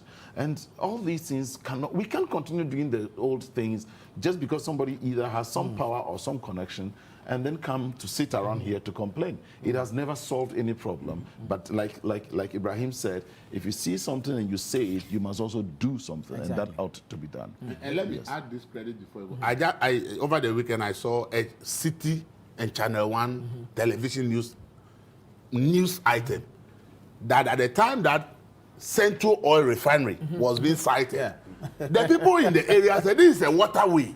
And if you allow Central Oil Refinery here, when it rains, there will be problem. You interviewed Kokofu, was the EPA executive. He said yes. So the EPA has kicked against the establishment of the refinery. At that time, they were just preparing the grounds. Caleb did the report. Yeah, true. Today, Central Oil is full and it's operation in the same place. Check the video of what happened at that place when during this flood, this rain. The whole place, including all the communities along the place, were flooded because the people said that this is a big waterway. And if you cite this thing here, the Chemu Lagoon flows if you cite it here, one of the tributaries enter the Chemu Lagoon. If you cite it here, all of us will suffer when it rains. Today, all the communities there Central Oil Refinery made to compensate those people because they actually started the refinery at the wrong place. And from the onset, media was there to point it out that there was a problem.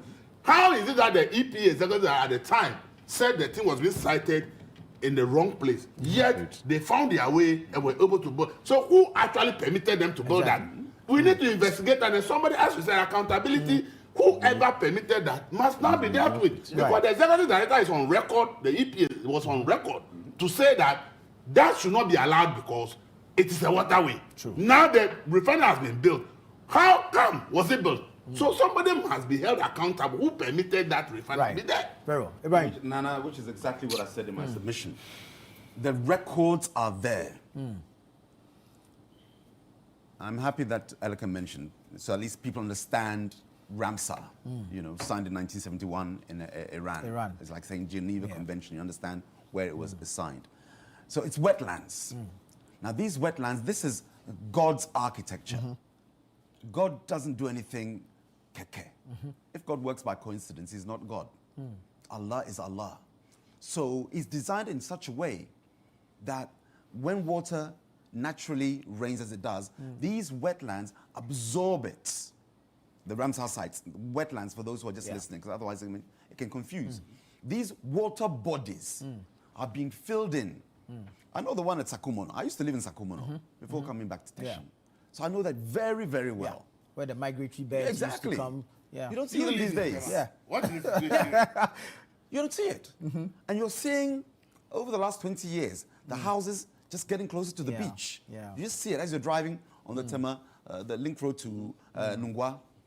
So there is a record for the last 30 years of who did what. Exactly. These are captured. They're documented. So let's go and call them, put them in the dock. The one that Elvis just mentioned just now, Centuo, records are there. Let's call them. The one at Sakumono, the Klagon, I mentioned Klagon earlier. Those offices of states or the municipality, they are there. Including the owners of the building. I don't want to leave the Ghanaian citizens out of my submission. Like we blame the political and institutions, and we leave out the person who knew they shouldn't have bought property there. And so now, here's the challenge to government. and to all governments, what you do now, as which will say you have one body. We know that there's a Ramsar site of wetlands that has been encroached, illegally so. Oh yeah, let's remove them. That's a challenge that any administration, you know, we politicians fear the thumb. And that's the problem. I'm sorry, not to catch you, but with the removal, the demolitions, we've seen some, I mean, across the year. But the problem I have with that is, you see, the place was filled. Yeah. So if like the natural qualities of that place to hold water have been tempered with. But you can exactly. But at whose cost? Yeah, but so you need to bill whoever filled that place. Sure, but beyond the billing, as for the billing, not everybody will pay. Some things governments have to absorb. There are some debts me and you are paying today as taxpayers, which our grandfathers took. But we are paying the debts. So it'll happen. If we focus on who's going to pay, we won't get there. Let's focus on delivering the solution. Because once you demolish, nature has a wonderful way of healing itself. It knows, as I said, God doesn't work by coincidence. Nature, once you release the environment to its original state, it will find a way. Life always finds a way to go back to its default setting, its original template. So just removing the things that have been filled out, it will gradually come back. But that's the challenge that we have now. Which administration will be bold enough to say, look, we see that you built here legally, so we're demolishing it. It's not my fault, I was given a permit. But as I say, caveat emptor, let the buyer beware. And clearly most of them know that this was wetlands. Yeah. Most, I'm not saying all. Because when you're maybe you're new to the area, and all you can see, you can't see a sign of wetland. So when you buy it, you're buying it, you know, blinded as to the historical makeup of the area. But that should not somehow limit any administration from doing the right thing. So we wait next year, another 150 deaths. Next year, come on, how much is a Ghanaian life worth? Exactly, yeah. And because of that, we need to go back and start demolishing. And it's not just the demolishing, because as I said, this will not create the basins. And another thing I learnt on the show. The big issue. The big issue. The June 3rd flooding. Why was it so catastrophic? It happened in the night, no problem. But the sea level was high. Yeah. So as the water even went, it came back into the town. So we shouldn't think that everything will go to the sea. No. If the rain happens at the point that the sea level is this high, and you're thinking everything is going through, it won't happen. It'll go back. So again, these basins, these wetlands, these Ramsar sites are the shock absorbers that help us. And we have to take decisive action. I'm hoping that this time next year we won't come and talk, but we'll say, oh, what is that authority doing? What are the reports? What is the feedback? I'm praying, inshallah, that that's what we talk about in 365 days' time when the rains come again, as they will. Let's find out what the authority has done. How many wetlands, how many properties have been moved, and so on and so forth. Where government needs to be sued, hear me well, not by the people who built illegally, but by you can take a class action. The community can say, you affected. You're talking about Centaur just now. We're just knowing that it's flooded. I'm talking Centaur. What about the consequences that we are not reporting or can't see? Some people can take decisive action against any government, let me frame it in that way, and say, because of this, I need compensation. And so once we also are held accountable, we, the government, or people placed in charge of power and authority, once we are held accountable, it helps across board. Right, very well. And let me say, I saw a video where I talk about the Pambros area. Pambros area. There's a young chief who took, I think, this social media to show them that, look, this is a Ramsar site. And a whole land, somebody is feeling it. So I think authorities must move there. Somebody is feeling the whole place to do a real estate, whatever it is. And the chief is worried that this is what will bring flooding. Exactly. And that's why Elvis, which area? The Pambros area. The Opetekwe, those areas. Very good. So I think that the military actually needs to go there. That place, that task force, we need them that place to come and see how people are filling up the place. And very quickly on that, I want to urge Ghanaians, wherever you are, especially those You don't have to live near the wetland. But if you know the wetland area and you're seeing encroachment, please, I beg you, film it, send it to EPA or other government institutions. Yeah.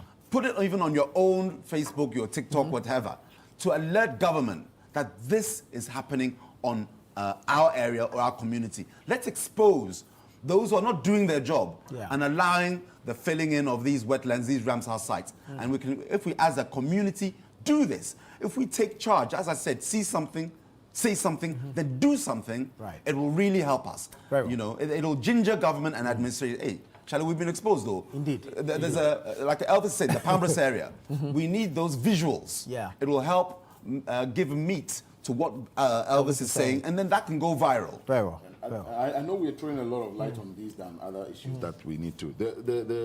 I think I need to commend the mayor of Kumasi for he's come up. I don't know if he's the mayor or the Ashanti regional minister who has come up with an app that allows you to report. If you see anybody throwing trash, etc., and get rewarded. I think we need to do this across board. We have all talked again about even bringing back the town council system, which instilled discipline in us in all of that. So I'm just calling them out to commend them for that app, which seeks to, the only thing to do now is to educate people on how to use it so that if I find somebody dumping trash somewhere, I can take a picture or report and then be ready to, knowing that I'm covered and can do that in order to serve as a deterrent. And very well. One appeal, those of us who drive saloon cars, we beg Mr. President. In fact, they have to do some emergency budget for road sector. No, for repairs. The rain has actually caused so much potholes. So if you have small cars like our own, everywhere goes to kukuku, our cars. We beg Mr. President, at least we know big push is going on. But the ones that are so bad these days, we beg. They should help with some maintenance. I'm talking about the maintenance budget. I know mid-year budget is coming. And I think that if they increase the budget at least for road maintenance, the potholes created by this heavy rain, I think we can feel some of them small. Very well. Let me take a few messages and we'll take a break. This one says, good morning, Nana. So you don't miss me small. Oh, Charlie, I do. Alankwe. No, I see you, Alankwe. I'll hit you up. It says, I think it is good to have the military undertake this exercise while government moves to re-engineer our drainage systems. Please tell Honorable Irabna Obeng, I need the torchlight somewhere. Hey, this man.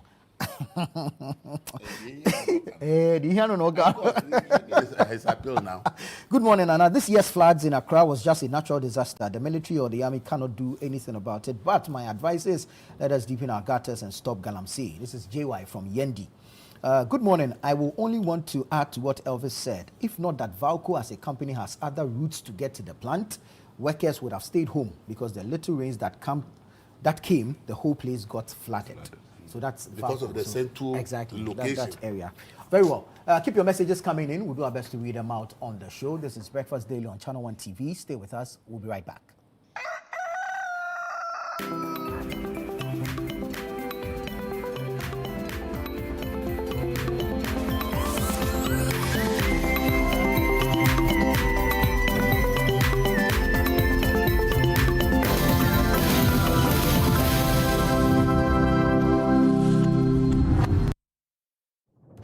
This July, get ready for stories that will make your heart race. From love and passion to secrets and lies that can ruin everything.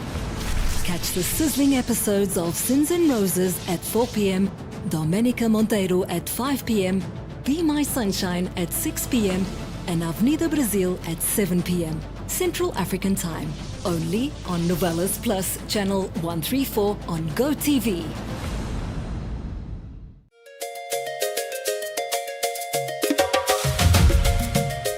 Accra, get ready. The stars are coming back to your city. This July, the 5th All-Star Festival takes over the University of Ghana Stadium for a full day of football, entertainment, business and family fun. Meet your favorite stars at special fun engagements and clinics. Shop from hundreds of vendors. Enjoy performances from top entertainers. Connect with sports and business leaders at the Sports Business Series. Then, witness the main event, the star-studded All-Star Game, featuring international football stars from Ghana and beyond, from 10 a.m. until the after party.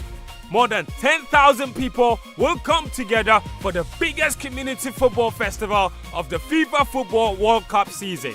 Tickets are just 50 Ghana cedis with VIP going for 100 Ghana cedis only. Available now at eagletickets.com. For more information, call 0531 533 563. The All-Star Festival. The stars are coming. Be there.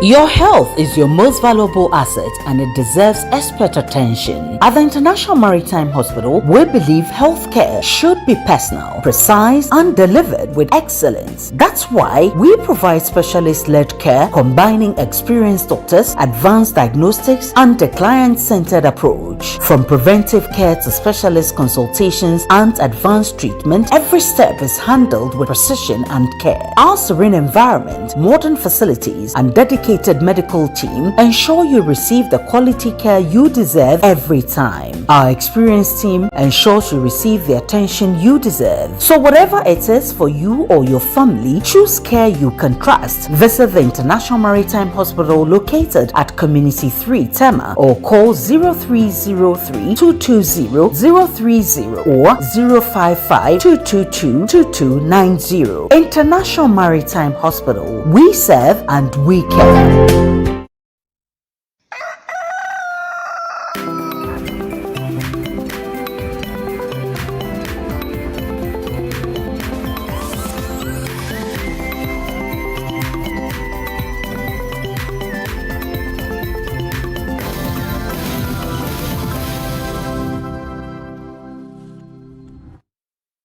Yeah, welcome back. Thank you so much for staying with us. If you just joined us, this is Breakfast Daily on Channel One TV. We're having the news review segment. Ibrahim Ajay is here, Likem Kotoko is here, Elvis Dako is also here. We've just dealt with the issue of perennial flooding and the military leading that nationwide post-flood cleanup and flood mitigation exercise. We're now moving to other matters where the former CEO of NAFCO, Abdul Hanan, was picked up at the airport. In fact, he was stopped from traveling out of the country. Now, this generated, if you like, a legal argument between his defense team, which of course is led by the former Attorney General, Godfred Yeboah-Dame, and the current Deputy AG, Shrem Sai. And we just want to understand the issues as they are. So, Elvis, we understand Abdul Hanan was given a court clearance or a court order to be able to travel. However, in his attempt to travel, he was stopped and picked up at the airport. The reason the Deputy AG has given, even on his social media, is that there was an attempt to empty a frozen bank account of Abdul Hanan, and that triggered his arrest. But if a court has cleared somebody to be able to travel, will this arrest not be in breach of the court's order? Well, it depends upon what has happened. As the Deputy AG has said, we don't have the evidence, exactly. So we can only discuss it from what has been said. Per his argument, the gentleman was attempted to empty his account in one of the commercial banks, I don't want to mention the name, in Ghana. So the Deputy AG, by his argument, it is that process that triggered the arrest, that he was trying to take the money away. So if that is true, the question is there an order freezing the account? Is there an order? If there is an order freezing the account, then how will a bank which is served with the order permit the gentleman to empty the account? So there are questions to be asked. But if the account is not frozen, if there's no court order freezing the account, then the gentleman wants to withdraw any money from the account, he's not at fault. His lawyer, Godfred Dame, insists there's no court order freezing the account. So if there's no court order freezing the account, then probably maybe the AG realizes that they made a mistake, maybe not freezing the account, and therefore they need to stop him from traveling, because probably maybe when he travels out of the country, because there's no order freezing the account, probably the transfers will be done, because the bank will not commit any offense by transferring the money to wherever the client asks them to transfer it to. The bank will only be committing an offense if there is a court order freezing that account. So probably the AG may have realized that, oh, we should have frozen this account, but we didn't. And the gentleman is trying to take money. And if we allow him to go, probably by the time today that will go to the state might want to go to court to put a freeze on the account. Maybe some transfers might have been done. But if the bank also get to know that the gentleman probably has been arrested because of attempt to transfer, the bank may also not do the transfer. Or even if the bank has done the transfer, because you have the gentleman in custody, you can let him transfer the money back into the country. So for now, it's a bit difficult to determine whether indeed the actions of the AG breach the court directive or not. But as I said, if there's no court order freezing the account, then the gentleman is not committing any offense transferring money from it. But if the AG also realizes that, oh, we think with the benefit of hindsight, the monies in this account, the gentleman is able to transfer it, probably that money may never come back to Ghana again. So the best is to arrest him now, stop the transfer before we allow him to travel. It may be something that they will do, and when they go to court, probably they may have some explanation to give the judge why they think that detaining him at that material moment was necessary. So for me, the AG, which is the state today, should be able to give the public more information about the development, because right now the AG stands accused of breaching a court order. Now the court granted the gentleman permission to travel and they stopped him from traveling, and that there's no order also from any court freezing his bank account. So even if he's transferring any money from the account, the gentleman is not committing any crime. So probably the AG needs to come back and explain. As I always say, just let the people understand why you did certain. It helps. Yes, there may not be a freeze, but if the AG is convinced that arresting him and making sure that the transfer is doing from that account, from today, they can have a chance to freeze that account so that the gentleman is not able to transfer money from it, because they believe that at the end of the case, if in the event that the gentleman is found guilty, the state will need to recover some money, and therefore they want to protect whatever money that the gentleman has in any account. The AG just need to come back and explain so that the public will understand that they didn't do it because they want to disrespect the court. And I think that further details will help all of us to have a better perspective of the issue. So for me, I don't think that I can put a blame anywhere at this moment, because I don't, as I said, we don't have a lot of information about that. It is now the gentleman's lawyers, they are aware versus the actions of the AG. So let's wait and see what the AG will do today, what kind of explanations will come as to why the arrest, and then we will get to discover whether indeed the AG is right or not. When the explanation come and we disagree with them, we'll let them know that we disagree with them. But when they come and we think that there's valid reason for that, they will do. Because I remember there was we have a similar experience in the past about the former PPA boss. Initially, the court froze his account. He went to court to get the court order set aside. The state was, I think, was unawares. And by the time the state realized the monies that were in the account at the time it was for, all the money we were told had been transferred out of the account. So right now, the case is in court.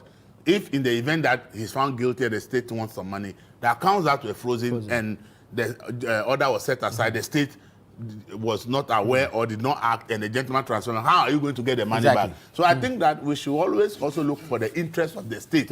If the AG is thinking that allowing this gentleman to travel and the money will leave his account, and if in the end the state wins and the state needs the money back, the state would have lost the money because it has been transferred, and they want to protect that. I think that there are legal processes to do that. And I think that we should just wait for the AG to give us further and better particulars. Then we can determine whether they are right or wrong. Eligam, the lawyers have interesting ways of doing their own things. Yesterday, I listened to Godfrey Yeboah-Dame on the Channel One newsroom here on Channel One TV, and the explanation he's given is like, you recall Hanan was, all charges against him were dropped, and then he was rearrested. So the explanation he's given is that based on those charges being dropped, that order freezing the account is now null, because even when he was rearrested, a new bail process was applied for, and so same should apply to this order freezing his accounts. I don't know what you make of this. But was there any court pronouncement that the freezing order has been set aside, or just the rearrest? Just the rearrest. Okay. That's what just what Dami is saying. I am not a lawyer, but I believe that I have common sense. The rate at which it looks as though now even criminals can perpetrate crime and hide behind law and processes or loopholes and publicly or openly want to show that even though you all have the perception that I have done this until it is proven, because the law itself says innocent until proven guilty. It worries me as a young person. Why am I saying so? Number two, not so long ago, a certain Ken Ofori-Atta told us to believe in Ghana, believe in we are a proud nation, etc. Suddenly, this man, after his government left office, does not believe in Ghana and is seeking refuge somewhere. I have maintained everywhere I have gone, and I have said it openly, that Ken Ofori-Atta is a criminal, and I will maintain that. At the mention of Godfred Odami, I begin to cringe, because this is somebody who has lost every credibility when we talk of law, or somebody who was a past Attorney General. He served as AG. Yeah, that's what I'm saying. You saw how Jack Ba's case exposed him on how he was trying to coach them to implicate the current finance minister, Ato Forson. Those things get to me, and it makes me sometimes the way I am blunt, because I feel, why would you want to do something to put another person in trouble because of political convenience or expedience or what have you? And so what it means is that when we allow some of these things to happen, it means Ibrahim could even be an innocent person here, but I am machinating everything to find a way to get him guilty just in order to please some people. Now, this is what I read from the Deputy AG's wall. I'm taking an excerpt from what he read. He said, it was, however, Mr. Aludibe's attempt to use false means to empty his frozen account, a bank account with Republic Bank, on Thursday, which occasioned tonight's arrest. So I think it's been very clear, in clear terms, black and white. He was making an attempt to actually assess falsely.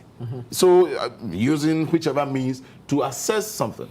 And you see, before you know it, we'll hear that that account has been emptied, he's in UK, go through processes, and he's living there. We need to even begin to trace them. Look, when matters of this nature happen, I think that unless it is an issue of emergency or health grounds, we should not allow any such persons to travel.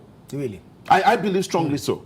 We have, look, politicians in general have taken the Ghanaian for granted for too long. It is the reason why today, when they look at all of us sitting here, somebody is not even interested in watching your morning program today because they look at the politicians. They come and fight. They come after this. They are friends. They just connive to fool us, etc.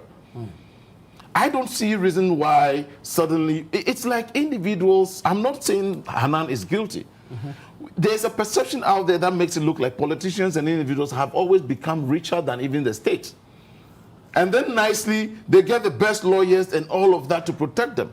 Whilst, pardon my language, pardon my approach, maybe even a crew here, your cameraman, etc., is struggling to just get medical bills. But somebody has in excess and will also pretend to be with you. And so when these things happen and we're still treating with velvet gloves as though, oh, innocent until proven guilty, so there's some pride in still showing all about as though, I've seen all of this. I can give a lot of other names, etc., but there's no need. I just feel and pray that due process is followed. And for me, at the mention of Godfred Dami, I cringe because unfortunately, his history is a very bad one. He was just good at something else which was not a good thing, if you have to mention Jack Ba's case. But in this particular matter, having quoted what the Deputy AG even wrote on his official timeline, tells you that something untoward was done. Either somebody was attempting to scratch somewhere to see what, then another person will connive. I believe that further investigations will immediately be open into this to unravel what exactly happened, what occasioned that arrest, as he has stated that because of an attempt to access a frozen account. And once an account is frozen, why make an attempt again to But that's what they are challenging. That that is where I say I am not a lawyer and will not want to delve into it. I'm taking it for the face value of what he has said, and the counter they are also given. Let the ball roll. Let us now go to the court or wherever to now make the argument. We will be very interested spectators to observe and see what is being done and then follow it duly. Very well. Ibrahim, your thoughts on this. If you know you have a pending matter in court, I don't know if the alleged attempt to transfer funds from their account, I mean, it's an allegation or a statement from the Attorney General's Department. We cannot verify it. Just a quick one.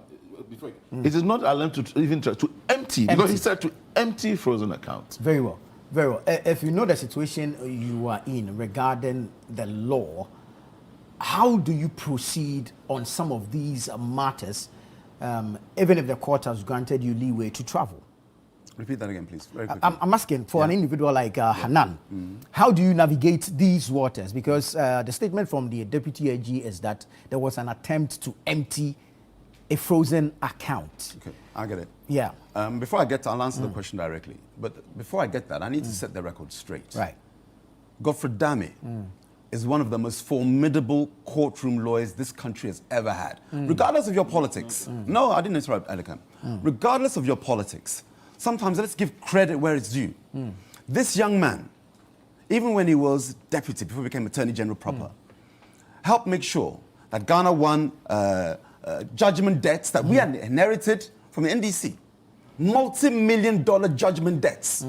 This man saved Ghana financially. And I can mention, for example, when he won the ENI Vitol International Arbitration, okay, defeating a claim reportedly worth $950 million. We inherited it from them. He saved us nearly $1 billion. Good. Let's go on to the successfully defended Ghana in the Cassis Mining Arbitration. I can go on. He set aside the 15.3 million judgment debts. Okay? That's what Vulcan Energy. If I go on, the show will take a different direction. Right. But it's important that when Elikam says something, and he's entitled to it, but politically, sometimes we have to be, let's say, fair to the person. You can attack the politics later, but to say he's done nothing, this man, this young man, no, you said that, you said that. I never said okay, that. then let me cited the Jackpot case. I only made a specific okay, I take it. But my point is that you see how, and those who know me well. If you're good and you're NDC, I'll tell you, and I'll hit you later.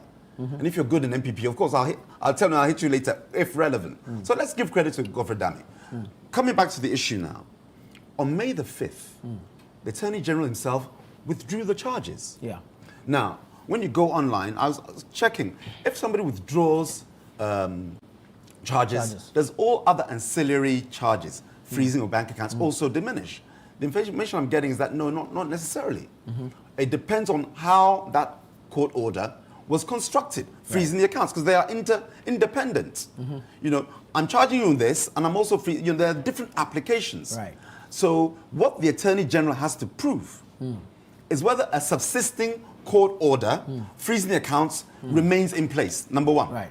Secondly, May the 20th, when the Attorney General rearrested, and the High Court said it's a fresh case. Exactly. I'm quoting from what I'm getting online. This is not my words. I'm quoting. And again, we can as panelists, we can only work with the information which is also in the public domain. A court order said it's a fresh case. So that lends credence to that. Then you have to apply all the other processes as well. My earlier submission said not necessarily. It depends on how that freezing of the accounts was done, how it was captured, and the terms under which it was held, until a high court can either cancel it, rescind it, what have you. But the onus is on the Attorney General to also give us that information. And Godfrey Dame said something that was very key in his submission. There is no proof. We all want public officers to be held account. All of us. Let me qualify. All of us should want them to be held account. Good. But then give us the proof. The law must work. For, you know, and politics has taught some of us something. It is it's like table tennis. Wait small, your time will come. We shouldn't do politics as if, you know, we're there in perpetuity. It won't happen. You know, the way Ghana is suffering right now, You wait. I don't want to make predictions, but Ghanaians know where their thumb goes.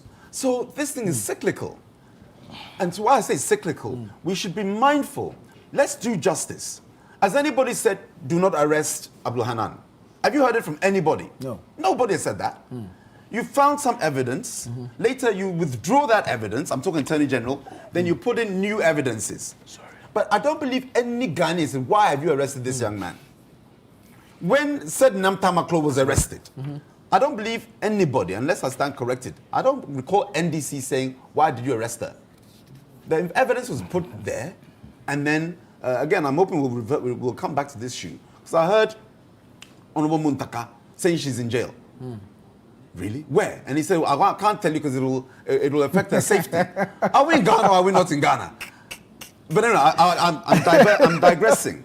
But it's something that I'm hoping that your producer in the next show or so, not necessarily our show, it's in the public interest. Where is said Namtamaklo, Honorable Muntaka?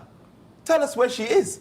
How is she such a state security person that we can't know her whereabouts? She's a person of high interest. Really? High interest. The money she stole is of high interest. But anyway, let me pivot back here. But journalists have written to tell where they've said where. I want to hear from the Interior Minister. But anyway, I'm digressing. I want to stay on topic. I wrote and said Namtamaklo just to say that nobody, as I recall at the time, and he said, why are you arresting her? Likewise, nobody in NPP said, why are you arresting? We are all working for the state and the public interest. You have information. Honorable Anana said him and his wife plead innocent. They deny all charges. So let the process work. Now, the gentleman is going for optician to see his eye doctor. Oponi was given the same travel allowance. Oponi, when he was on trial, Dr. Oponi, let me be more respectful to his name. Dr. Oponi of Cocoa Board was given permission to travel. He came back. was given permission to travel to his daughter's graduation. Yeah, so this kind of embarrassing thing. Friday was a holiday. And then you use this opportunity. For me, it's like you're trying to embarrass. And we should be above that. I'm talking the state. When, if indeed it's true, when did he attempt to empty the accounts? At that critical moment, should not trigger an arrest warrant? Because Friday was a holiday. Why wait till he gets to the airport? Friday was a holiday. So you can't tell me he did it on Friday. The banks were closed. And if you're talking about emptying the accounts, you can't do Momo transfer with that volume of money, per their allegation. Right. So, one, I'm presupposing that you, Attorney General, are not lying. See how I framed it? I'm presupposing the Attorney General is not lying. So give us the evidence, as Honorable Godfrey Dame has said. When you do that, it makes we, the panelists' job easier to say, oh, here's the evidence. Oh, look, there's no evidence. So there you can then, we can then channel our critique of either at the Attorney General or Hanan. So in the absence of the evidence, that alone is telling. Again, bear in mind, Friday is a holiday. So the thing happened before. He traveled, wasn't on Sunday. So let's assume the thing happened on Thursday. I'm giving... Not assume. That's what the thing happened on Thursday. So you had Friday and Saturday to arrest him. Why didn't you arrest him? So I can empty my account, or attempt to, but only when I'm traveling you can arrest me. Godfrey Dame said he was denied access because they said they don't work on weekends. You're saying that Godfrey Dame said what? Let me get it right. He was denied access Who to was Hanan. denied access? He, Godfrey Dame, as a lawyer. He was in the company of Hanan's wife. They wanted to see Hanan, I get you. But I thought you were saying the Attorney General could not go and arrest Hanan because it was a weekend. That's what the Supreme Court says. People can even be granted bail on weekends. On weekends. Yes. So what's the holiday weekend? Politically, and I'm saying this to government. I'm saying this to government in all humility. Power will change. Just like the rains will come next year. There's nothing you can do about it. Power will change. Bear in mind that one day I'll be sitting here as we did before, and Elekem will be sitting here. I get on well with Elekem because our focus on Ghana, I think, generally the same. He hits NDC, not all the time. Sometimes. Yeah, sometimes. You know, I think, MPP more because I want the party to succeed. I'm not saying I'm a lone ranger in this, but what's good is good. And our viewers know what's good. So you say what's good, and it adds value to your party. when you say what the people are seeing and observing. Right. That's my message to all communicators on my party. Let's work in the interest of Ghana when it's a political issue. And you'll see that come 2028, the benefit will be ours. And inshallah, Dr. Mahamudu Bawumia will benefit from that. Because his integrity is the same. Dr. Bawumia, if you look at his political lineage, his utterances, is always Ghana first. He won't give political cover to anybody. And this is all why a lot of people across parties lines really revere or appreciate the politics of Dr. Mahamudu Bawumia. So this is what the AG needs to understand. You're there for a term. Ghanaians, and I want to applaud Ghanaians. Your wisdom keeps us in check. And when things shift, you will look back and say, did I do the right thing? Don't rearrest for political optics. Because that's how I see it. Because you had the opportunity, if indeed it's true, to arrest before this. You know, interestingly, Ibrahim's Bawumia that lost an election miserably not so long ago is very well revered. I'm happy to hear that. But he got 41. Hold on. Let me answer. Listen, in 2016, your guy got 44%. And good. Dr. Bawumia got 41%. So, how's that miserably? Give me your quantum of miserably. You need to know that the voter quantity at that time compared to the next time was not the same. So when you can take that. So I can give you a lot of 2.4 million NPP didn't vote. Didn't vote. Check this out. I want you to do this test for me. Okay. Take any constituency in Ghana, any constituency, whether Volta or Ashanti, and just look for the NDC MP vote. In 2020, look at the NDC vote. MPO, then 2024, same constituency, look at the NDC's vote. It does not move. Okay, so you presented a bad product. So I'm telling you that your votes didn't move. Your votes did not move. What I want to even suggest, that's something. But anyway, I'm also just assuming that banking today is no longer about going to the physical structure to have transactions. I mentioned it. Yeah, so when you were saying that the huge amounts can really be transferred. So someone probably in the dead of night, 1 a.m., I'm just saying, maybe at 1 a.m., Hanan attempted going online to see if he could transfer funds, and then it triggered, and so you may never know. I'm just saying. So don't be quick to think that when did this happen and they had to. And Elkem, you're right. Elkem, you're right. That transaction is called a data packet. You know when you type on your phone, even if you don't send, it records the keyboard strokes. That keyboard stroke, once the packet hits the server of his bank, and the bank is Republic. Elvis didn't want to mention it. It's in the public domain, so I'll mention it. It's Republic Bank. The deputy AG puts it out. Yeah, it's in the public domain. That data is captured. Okay? So, again, we're talking the same thing. So I'm saying that Attorney General, Ofane, Mr. Amapamucho, bring that data and say this is the login which hit the account. Very well. It's simple matter. But it is like preliminary. I'm agreeing with you. It's simple. If there's a court order, the bank will put an alert on. Exactly. And whether it's electronic or physical, why and how. No matter what I attempt to make, the transfer will not go through because the account has been blocked. Right. So even if the Hanan attempted and the thing is blocked, doesn't warrant an arrest. So I'm suspecting that what I'm suspecting is this. Probably the AG, maybe Hanan lawyers had written to the bank that because the charges were dropped and rearrested, as Dan is arguing, it means that the freeze order is also off, and therefore Hanan should have access to that. It's possible that might be what has happened. Whether it warrants an arrest, I doubt. It's just like somebody's been barred from entering this premise. Yes. And then all of a sudden, in the middle of the night, your cameras captured that he's been found close by. You would have to be real. No, it's not found by. It's against the security says you can't enter. How you arrest the person? We'll have to leave it here. The security says you are. Thank you so much, gentlemen. Thank you, Ibrahim. Thank you, Elikem. Thank you, Elvis. I am Nanatu for Boateng. This has been the news review segment on Breakfast Daily. Please stay with us. The show continues after this.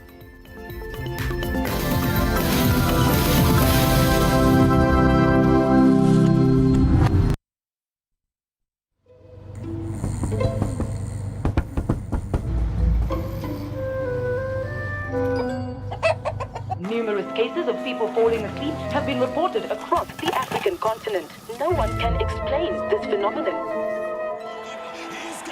With 24/7 FIFA World Cup coverage, sleep can wait. Everything can wait.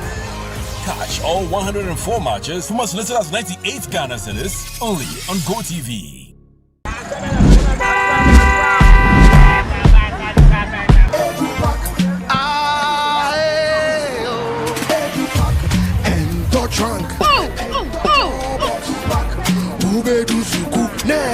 This is the old way.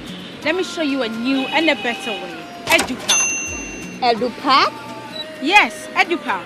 A GS-approved and supported initiative for all first-year students going to SHS by Prospectus Ghana Limited. Now you don't need to go to the market. All your trunks, mattresses, pillows, including plastic chalkboards, are all waiting for your child at the school. Note, all our wooden chalkboards are being changed to plastic ones to avoid bedbugs. You can also register by dialing *713*821# following the prompts, or you can visit www.edupackgh.com and tap register. You can also register at any ADB branch near you at a very affordable price. EduPack, approved and supported by GES. Verna is clean, fresh and safe. I'm holding my Verna bottle.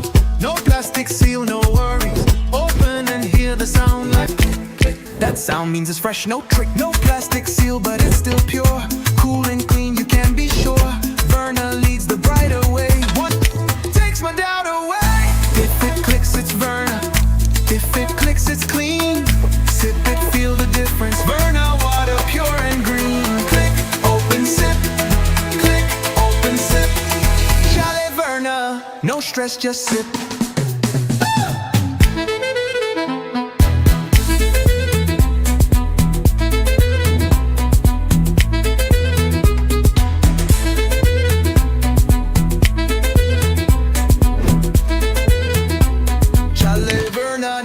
Just sip.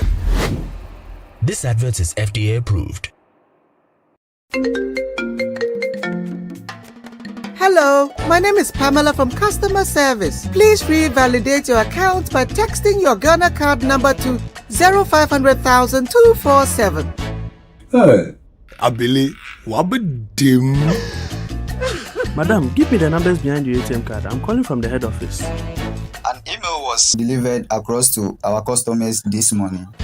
Confirm if this is your bank account. 100,100,100. Thanks for sending your bank card details. Send the OTP now to avoid cancellation. EcoBank will never call, email, send an SMS asking for your PIN, OTP, bank card, or Ghana card details. Don't get played. EcoBank, the Pan-African Bank. Hello, please, I'm calling from Customer Experience Center.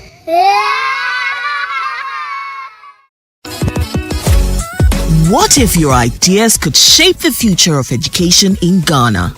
If you were a brilliant pre-secondary student aged 11 to 15, this is your moment to shine. Welcome to the Literacy Challenge 2026, the national literacy competition that celebrates young thinkers, great writers, and future leaders. This year's challenge is all about artificial intelligence and education. The topic: in not less than 600 words, write a letter to the Minister of Education as a youth consultant discussing the advantages and disadvantages of the use of artificial intelligence (AI) in education. Advise on how Ghana can effectively integrate AI into basic schools to improve teaching and learning while ensuring that students in rural and underserved communities are not left out. Remember, your essay must be in your own handwriting, must be endorsed by a parent, guardian, or teacher, and include your full contact details. Submit your entry by Monday, 20th July 2026 at the front desk of Channel 1 TV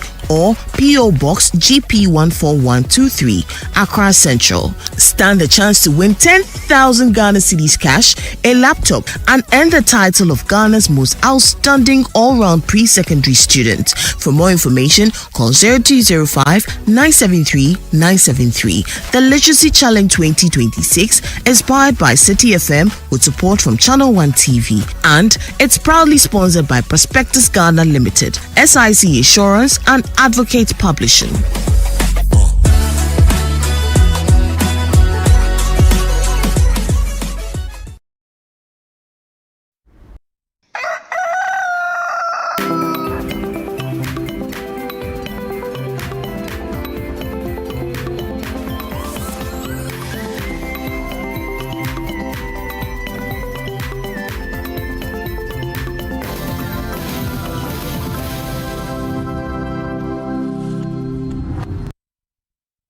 Good morning, Ghana. Good morning, Africa. And good morning to the rest of the world. Welcome to Breakfast Daily, where we tell your stories and empower the change that you truly deserve. Wherever you're watching us from, whether you're watching from Ashaiman, Tema, the northern region, the central region, the Volta region, once again, you are welcome. I am Dede Davis. And I am Wahab Abdulrazak. We've got a lot for you today, and we want to say a big thank you to you for always choosing to start your morning with us. On the show today, we're going to bring you what is making waves on the internet, of course, bring you insightful conversations, and also a dose of entertainment to make your morning. And don't forget that you are so much part of this show. And so do well to send in your messages and your contributions as the show progresses to the WhatsApp number 0204 4447033. I take it again, 0204 4447033, and we will get to read it right here on the show. Wahab. Today. Ongesamia. Yes, Amia, how was your weekend? It was heartbreaking. Did you watch the Ghana match? That was, you know. Oh, so you were broken I just, put myself together, and I'm sure that's the story of many of our viewers as well. Well, but how was it for you? It's good I slept at some point, because where I saw the match. At what point did you sleep? Oh, after the first half. In fact, after the first half, I just went straight to bed because there was no way. No, there was no way we would make it. Nah, there was no way. It was very heartbreaking. The lineup, I don't know what was happening with our teammates, team members. It was a lot of things were, a lot was wrong. But yeah. We are back to our homeland. Oh, they sent us back to our homeland. Yeah. Anyway, and so at Channel One TV, we believe in storytelling because it empowers change. And so last year, we decided to focus on the northern region. And what did we do? We put together the Northern Business Fair. And it's a fair that allows businesses to showcase to the world, connect with potential clients. And it's an opportunity where the region can be part of this trade showcase.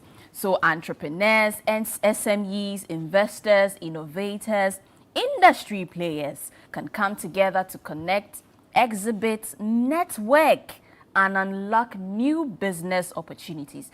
And so if you're a business out there, whether you're looking to grow your brand, discover new products, build valuable partnerships, I reiterate, build valuable partnerships, the Northern Business Fair is the place to be from the 25th to the 26th of July 2026 at the Jubilee Park, Tamale, 9 a.m. to 6 p.m. daily. 9 a.m. to 6 p.m. daily, you can be part of the Northern Business Fair 2nd edition.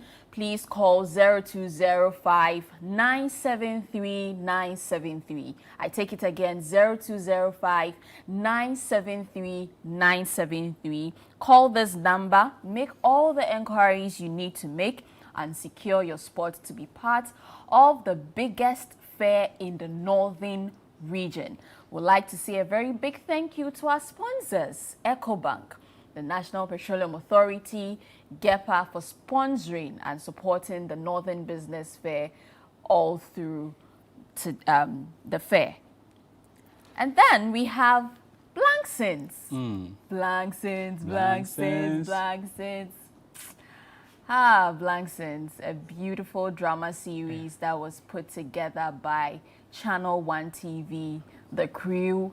Everyone was from Channel One TV. They put this beautiful piece together for us. And so every family, Wahab, has a secret. Yeah. But the secrets can change everything. Exactly. And so in the Blanksins, you would experience compelling storytelling, unforgettable characters like Mensa, the gatesman, Mr. Blanksin, the matriarch of the house, Mrs. Blanksin, Opebia, the intelligent daughter, and Kobe, the not so intelligent, but you know, he's hanging in there. And all the shenanigans about the Blangsons family. This drama series presents to you an unforgettable drama series that will keep you coming back for more. Like I mentioned earlier, it's an original drama series proudly produced by us, Channel One TV. And each episode keep getting better. It gets better. It's always putting yeah, in suspense to better. anticipate more. Yeah. So far, my favorite was the part where Mrs. Blankson, you know, was embarking on a spiritual journey. And it was funny because, you know, you would expect her to know better. Yeah. But of course, that thing there, anyone can fall victim. It can happen so to anyone. Yeah. So she fell victim, and you know, it was sad. But at the end of the day, the family came together and, you know, put things back to normal and made headway. I think she should have taken a time a little bit, but you know, she was just in a haste to. Yeah, I mean, in your spiritual journey, when you receive the word of God, when you receive prophecies and whatnot, you also have to sit down and reflect. Yeah, exactly. That's the go point. to God. God, this is what the word says. Is this the word for my life? Test the spirits and get to know the word of God for your life. And that's what I think she failed to do. There isn't. I mean, she put so much faith and trust in the prophet, and look where it landed her. So yeah, tune in to Channel One TV every Thursday at 7:30 p.m. We'll be bringing you refreshing new episodes of the Blangsons drama series every Thursday at 7:30 p.m. You can catch the repeats. If you're unable to catch it at 7:30 p.m., you can catch the repeats at 11:30 a.m. on Fridays, 7 p.m. on Saturdays, 4:30 p.m. on Sundays, 3 p.m. on Saturdays, 3 p.m. on Tuesdays, I beg your pardon, and 5:30 p.m. on Wednesdays. We'd like to say a very big thank you to our amazing, super amazing sponsors, Nasco Electronics, Lizzie Shito, Out Insecticide Spray, Everpack, and Lily Rice.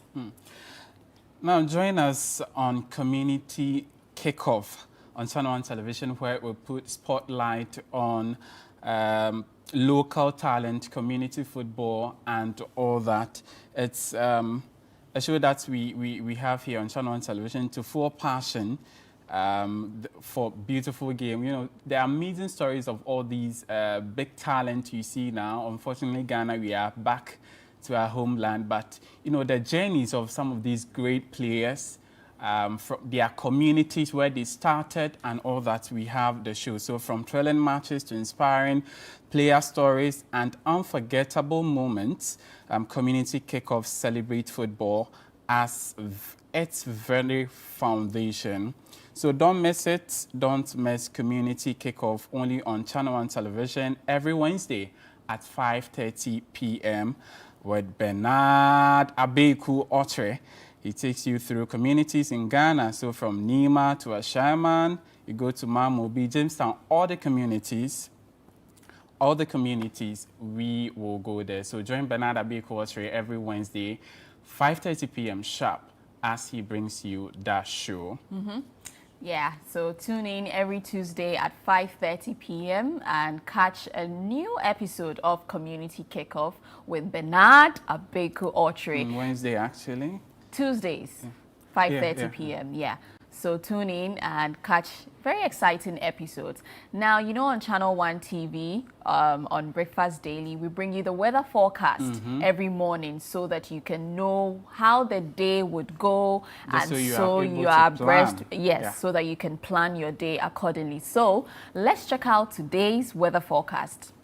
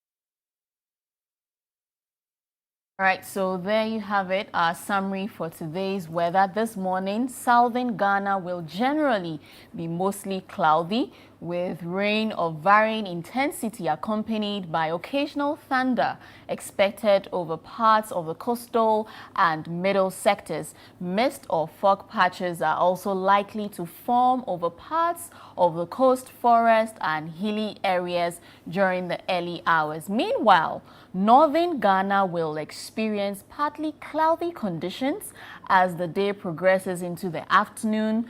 Northern Ghana will become mostly sunny with periodic cloud cover, while the southern half remains predominantly mostly cloudy. However, thunderstorms or rain are expected over parts of southern Ghana later this afternoon. And so that is the weather forecast from 6 a.m. today. And so please do well to stay safe out there. If you have no business in town, please don't go to town. If you can do your business via Zoom or any digital means, please do so and stay safe, because the rains, we are in the season, is going to come, and it's important that you keep safe and take very good care of yourself. Up next is What's Trending.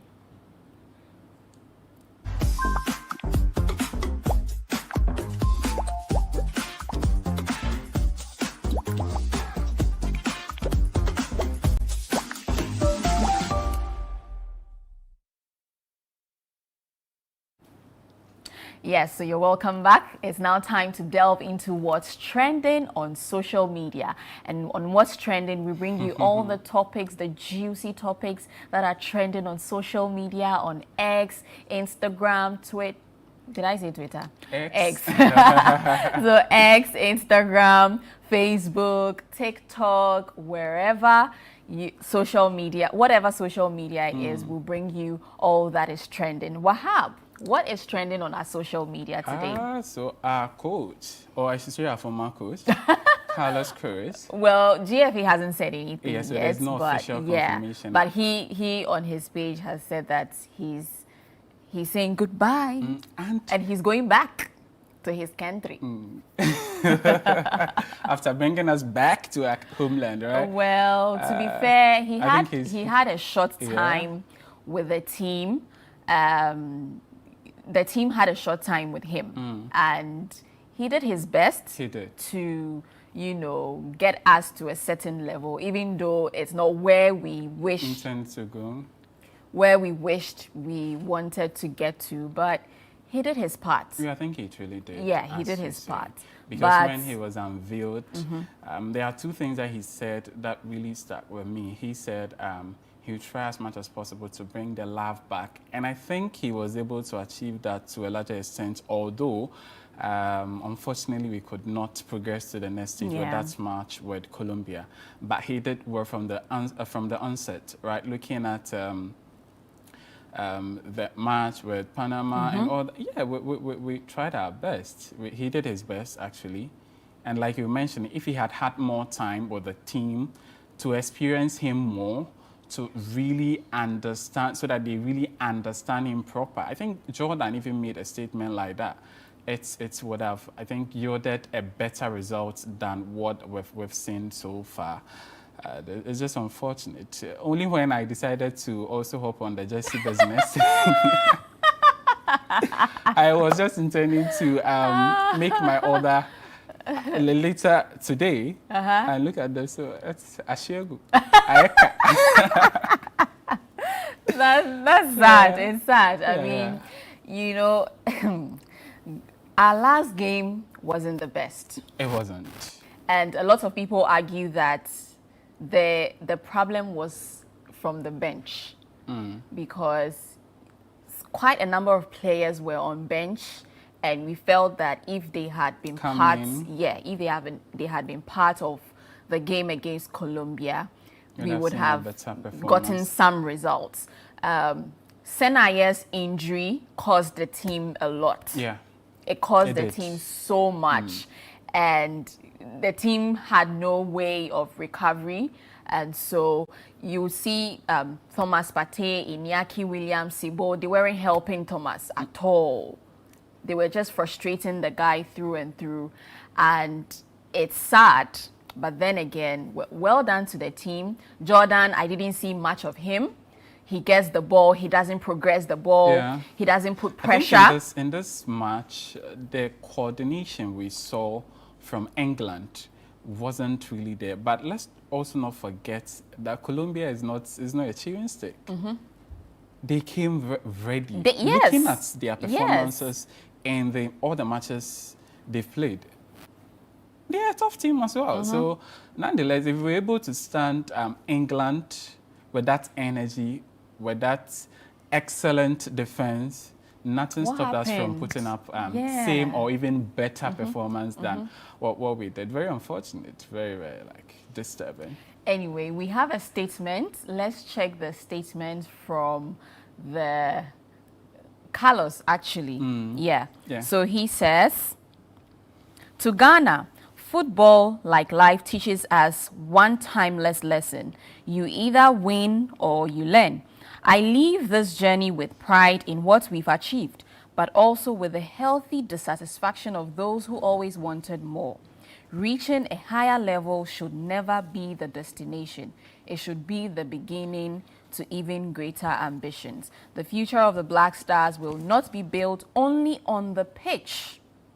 Black Stars' success must start off the field by creating the best possible environment to prepare, protect, and develop Ghana's extraordinary football talent.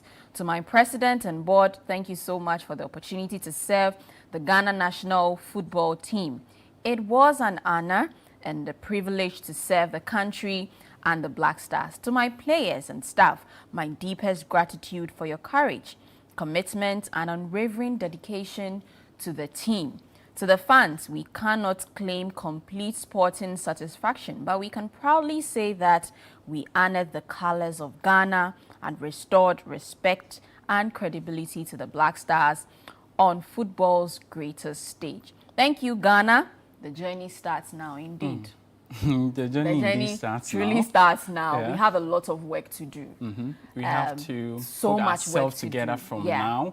We don't have to wait till the next, World Cup or maybe AFCON. We have to start now. And I think his third paragraph summarized everything. He could have just shown everything and put the third paragraph there. It summarized everything. I would have wished he stayed. Yeah, looking at what he did with the team in this short period, I would have wished he stayed and see where he takes the team from here. But then again, let's see what... It is what it is. Yeah, but the whole team needs to be relooked. We need a revamp. Let's take some players out. Jordan, you think so? You've done a good job. We thank you.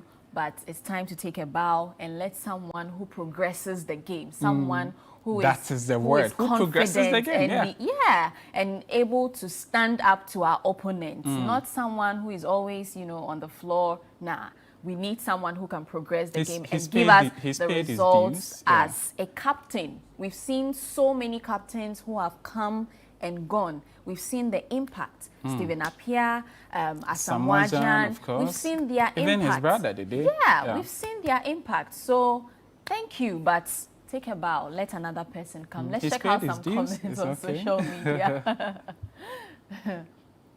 All right. Mohammed says, here we go, out the door. Quick turnaround. Respect for stepping in at a short notice, though. Carlos, Ghana. You just met Derek says, came in April, secured his 5th career World Cup appearance, got knocked out by Colombia and dipped by July. Carlos Queiroz treated the Black Stars like a high-paying summer consultancy gig, maximum efficiency. Planks GH says, dissolve the entire Ghana Football Association and the Black Stars Management Board. Kovilina says, you reject them at terms and conditions be that. We don't know the terms and conditions. Boomer, Boomer says he wasn't going to achieve much if Jordan Ayew still spearheads the attack in 2026.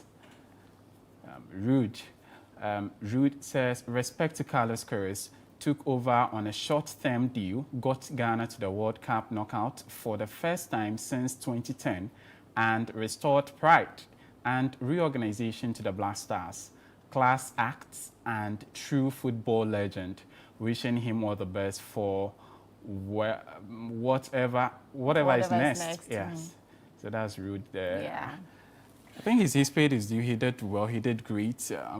Taking over the team on that short notice ahead of that crucial World Cup. And I was just imagining, thinking of after the Colombia match, I was asking myself, so if it was still the old system where we had 32 teams, it means we wouldn't have even existed. Because with this one, we qualified to the next stage even before finishing our group stage games. You understand? Because of the initial performance we put out.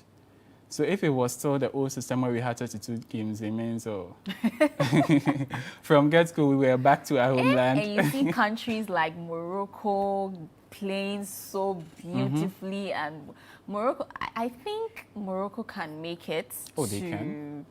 Maybe semi-finals. I will not be surprised. I won't be surprised at all. I won't be surprised. With the kind of performance I've seen so far, I think they're a great team and they can progress up until the semi-finals. Yeah, they have the potential. Yeah, and talk of exits, Tunisia's coach, Reynad has also taken a bow. Just, he came in at also a short, to the World Cup because they had lost and then they needed to replace. Exactly. So he's also taking a bow. Let's see who comes next to coach. And talk of Black Stars coach, there have also been calls for Kwesi Appiah back. Yeah. I doubt. Calls for Kwesi Appiah to also come back. Well, for me, I don't think he would. You don't think he would? Yeah, he would accept that offer if it's being presented to him. That's what I believe, though, because he's doing well with his current team and all that. Leading up to World Cup, when we were searching, I think his name was among the few that people were actually rooting for to come and man the team. But at this point, I doubt. It will be good to have him, though. Yeah. It will be good to have him. Well, let's see how things unfold. Let's see who coaches the Black Stars next. Up until the next one is still around the World Cup. FIFA allegedly suspended a USA player red card decision. Folarin Balogun will be available to play in USA's round of 16 match against Belgium on Monday. FIFA announced the American player picked up a red card in his game against Bosnia after an obvious foul from a bad tackle by him and was sent off. Balogun scored in the 2-0 win against Bosnia and was expected to miss USA's next match. However, the FIFA Disciplinary Committee has allegedly suspended the red card issued to the USA striker during their round of 32 win over Bosnia. Anyway, that's a good one. It is there. At this stage, I think you just have to be careful not to attract any red card. Because if you attract a red card, it means you're going to miss the next match. Yeah. So just, be guided properly so that you don't attract any form of red card. And this is Donald Trump's tweet. He says, "Thank you to FIFA for doing what was right and reversing a great injustice," with an exclamation mark. President. Emphasis. Yeah. All right, let's check out some comments on social media. James says, FIFA lose all credibility. If the USA wins, it will not be legitimate. Rules are in place for a reason. Every team now will ask FIFA to rescind their red cards. What do you mean? What do you mean? A red being suspended is not new. It was done during the World Cup qualifier where Ronaldo got a straight red card but got 1 game ban instead of 3 games. Adro says, I hope it stays with this decision and hope the game isn't already fixed. So that's Adro there. Mirajo Hassan, he says, FIFA is not rigged, right? So Sam Samara, he said, well, didn't the world always say this tournament is fixed for certain teams? Guess what? This proves it. All right. I think that this would have been a big blow on the theme because he's proved a lot of things in the matches. He's done so well. Look at the last goal he scored during that game. Yeah. So it was bad. I kind of understand the sentiment in most of the comments we just read. Would it have been the same for African teams? Yeah. So the last but one comment from, I think, Sam, he was saying FIFA is rigged and all that. It exposes that opinion that people have about it and all that. But let's see how it goes. Whether the same thing he did, when someone else do it, he will be granted that and all. Anyway, that's what's trending on social media for you. Let's check out the video of the day.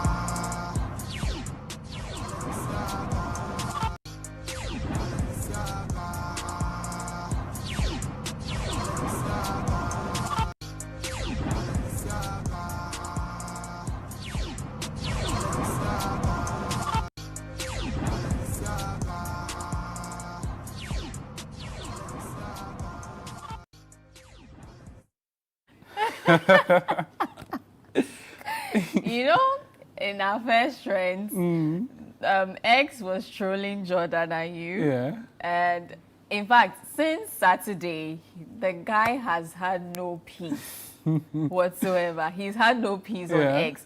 It's been one trolling to the other. One person saying he has to go, another person saying he didn't do anything. No shots on target and all of that. And this, so the video says, Jordan, after hearing the pilot say, we finally reached our destination. That's Jordan in his act saying, hearing the pilot say, you finally reached your destination. You should know what Ghanaians would do to you. They would beat you mercilessly. So that anxiety, that, I understand. But I think Ghanaians, you know, let's just be fair to them. We should understand, like Carol Scores is saying, it's not only, Ghana's win doesn't start on the pitch, it starts off the pitch. So I think with what they've done so far, they've proved something. That if we put in more preparation and all that, we can do better than this. I see, leading up to the game, a lot of people actually, I did some voice pop, a lot of people didn't believe we can make it. We can even exit the group stage. Well, I didn't. You did. I'm one of those persons. And I'm sure a lot of people also hold that same I had zero opinion faith in them. But watching Ghana versus Panama, the confidence was gradually building. In fact, I was challenging my colleague in the office, Angela, that Colombia's match, Ghana would win, hands down. She was like, are you sure? I said, yes. With what I've seen, I mean, we'll beat them.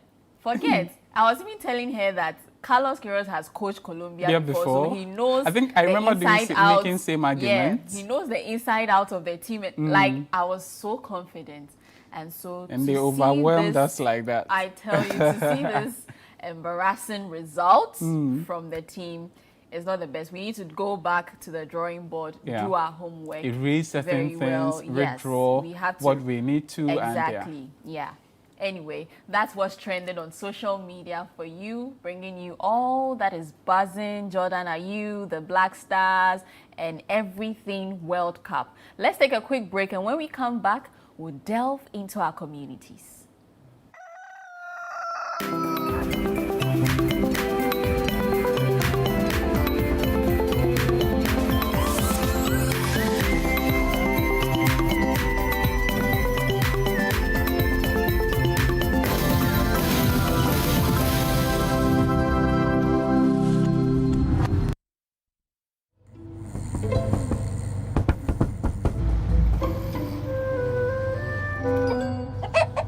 Numerous cases of people falling asleep have been reported across the African continent. No one can explain this phenomenon.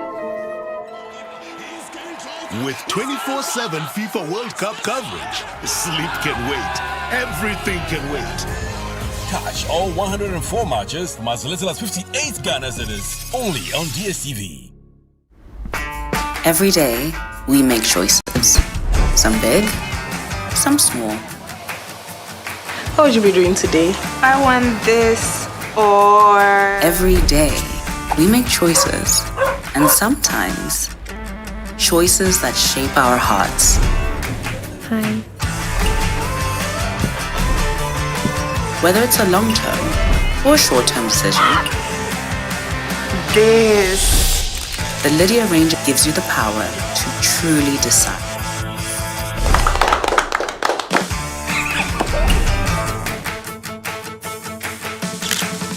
With Lydia, you truly decide.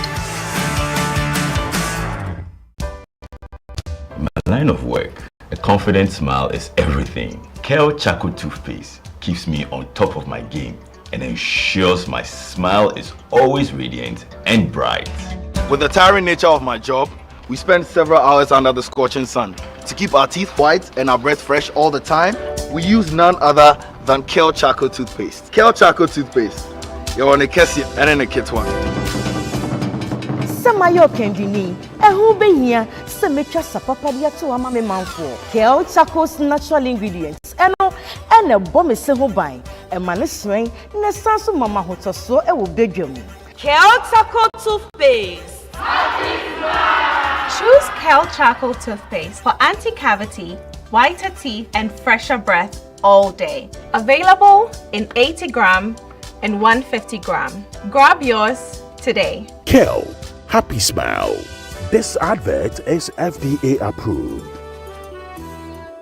The world's biggest football festival is on. Don't miss a single moment of our FIFA World Cup action. Experience every goal, every save, and every celebration in our stunning clarity with our brand new Franco television ranging from 32 inches to 100 inches. Stay cool throughout the tournament with our energy efficient air conditioners from 1.5 horsepower to 2.5 horsepower. While enjoying the tournament, keep your refreshment perfectly chilled with our quality fridges. Franco has everything you need to create the ultimate match day experience. Take advantage of our special online promo plus free delivery within Accra and Kumasi. Visit any of our Franco shop nationwide or our website at www.francotrading.com. You can also call the numbers on the screen for any assistance. Franco, home of quality electronics.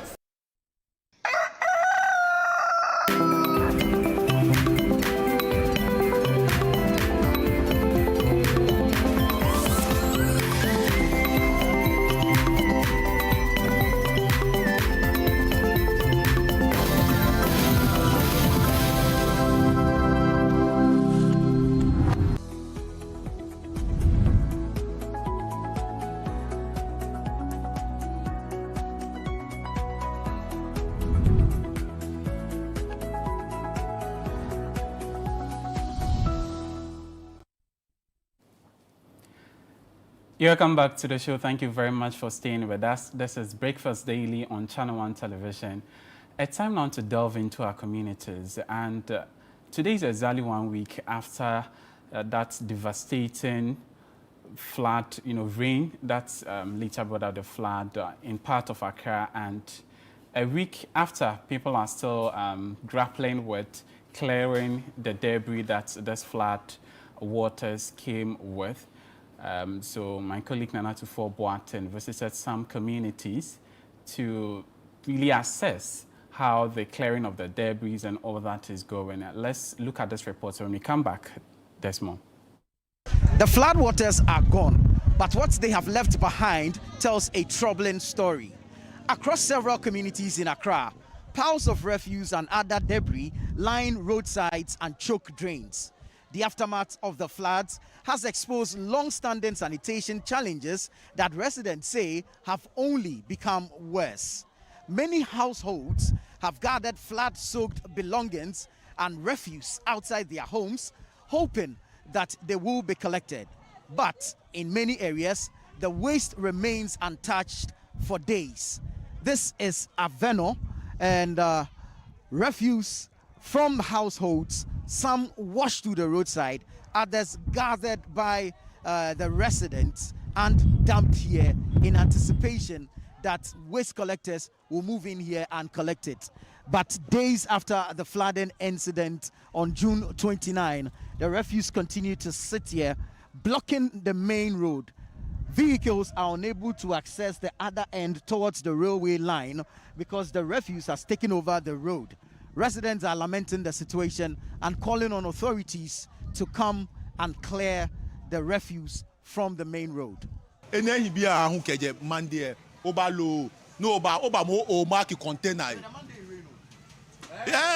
So after the rain, where we start the work, and since Monday it has been here, and you came here marking the containers. Who came to mark the containers? The AMA. Is the containers the problem? You came here without any engineer, and you came marking stores. Is the stores the problem?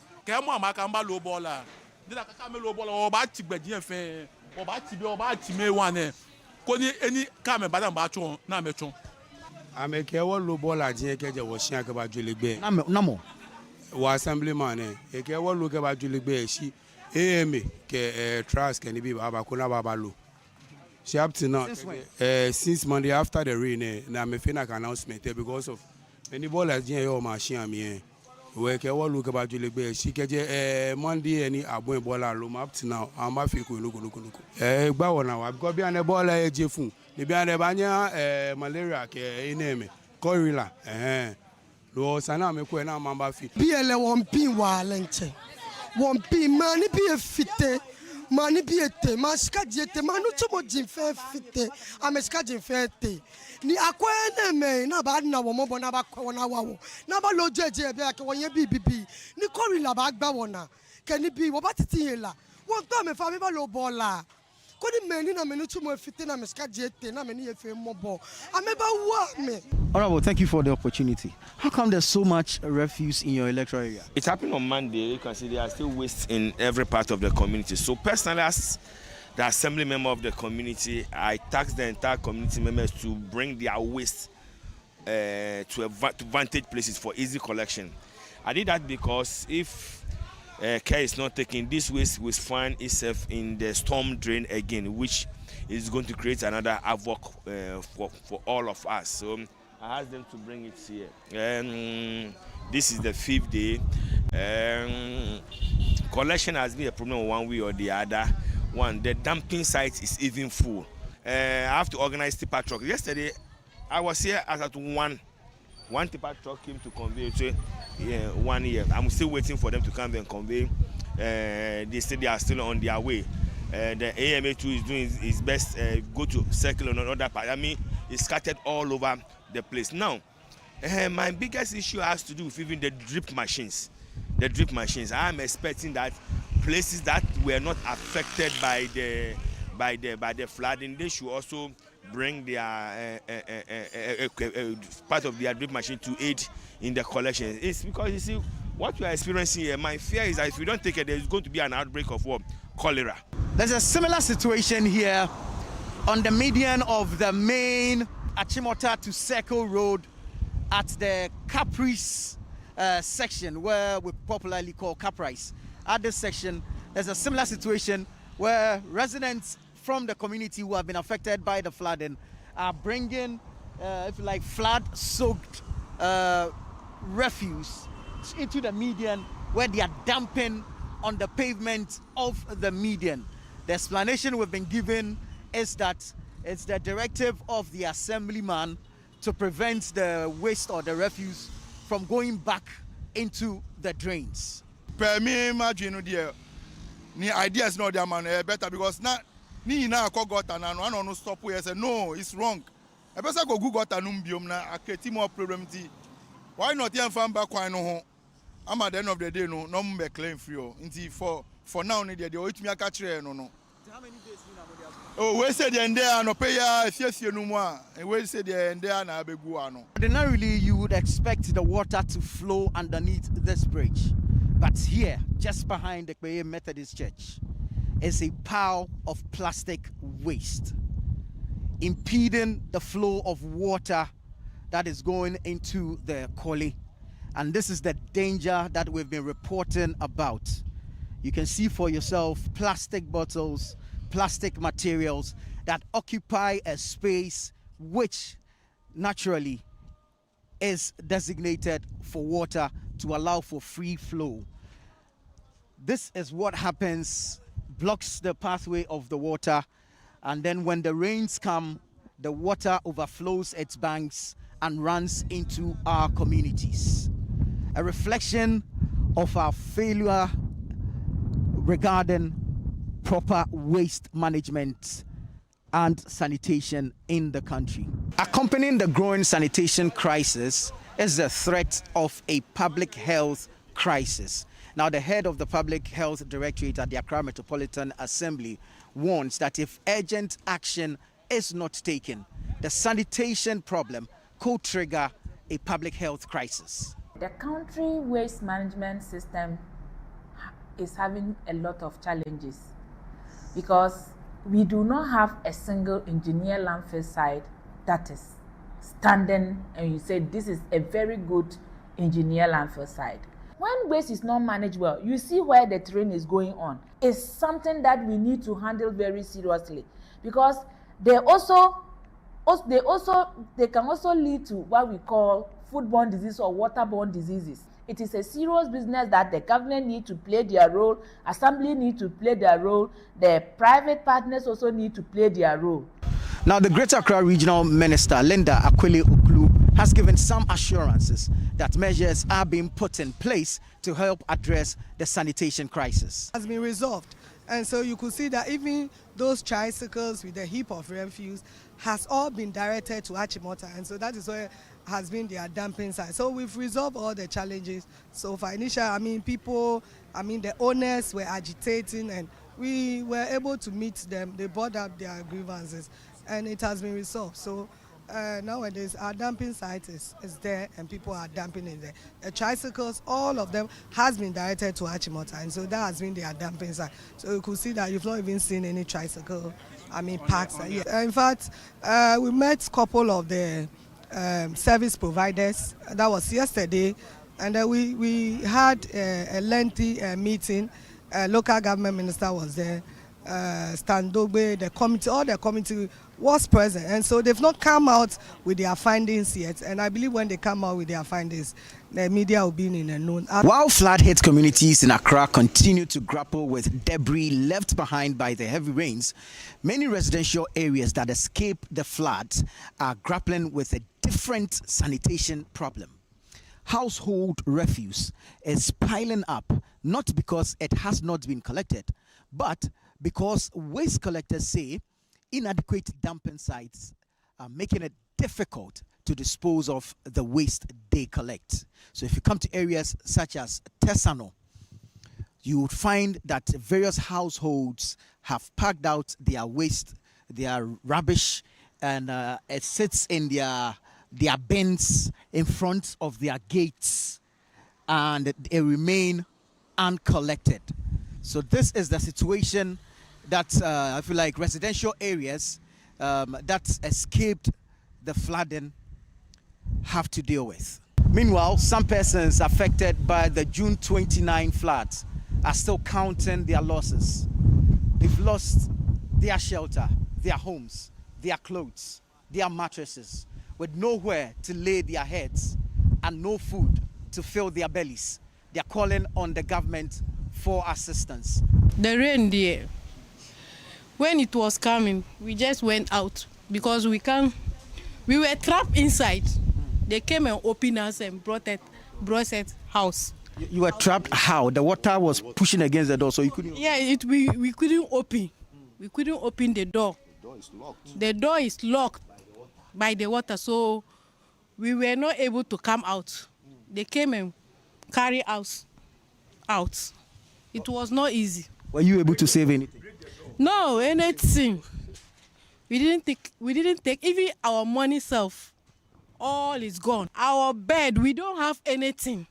We are just getting help from their families. They are giving us small so that we can support. So government should help us. This is my personal room. This is the water level. Everything has gone. Everything. So as you can see, there's no that more MC, nothing. How you can see everything. This is my. I left with my antenna. He left only this thing for me. The antenna. They were still in Aveno, the footbridge over the Odo, the main drain here.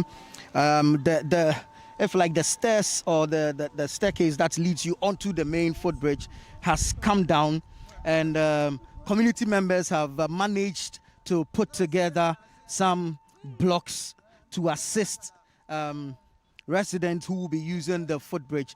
And you can tell the difficulty with which especially the women in the community have to navigate this particular footbridge. Linking the community to the other end, or if like to the main road, is this footbridge. And at just at the end of the footbridge is the Ekpe Methodist church and school. Now students from this community will be using the same bridge that today has broken to access their school.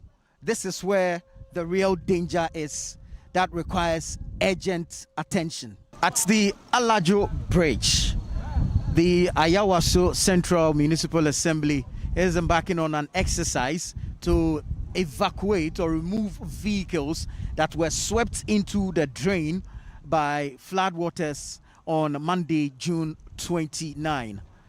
We are told that there are about 20 cars in the drains, and the assembly is committed with the help of dredge masters, the National Disaster Management Organization, and other adjoining municipal assemblies to remove all the vehicles to allow for free flow of water. It's a follow-up on what happened from Monday.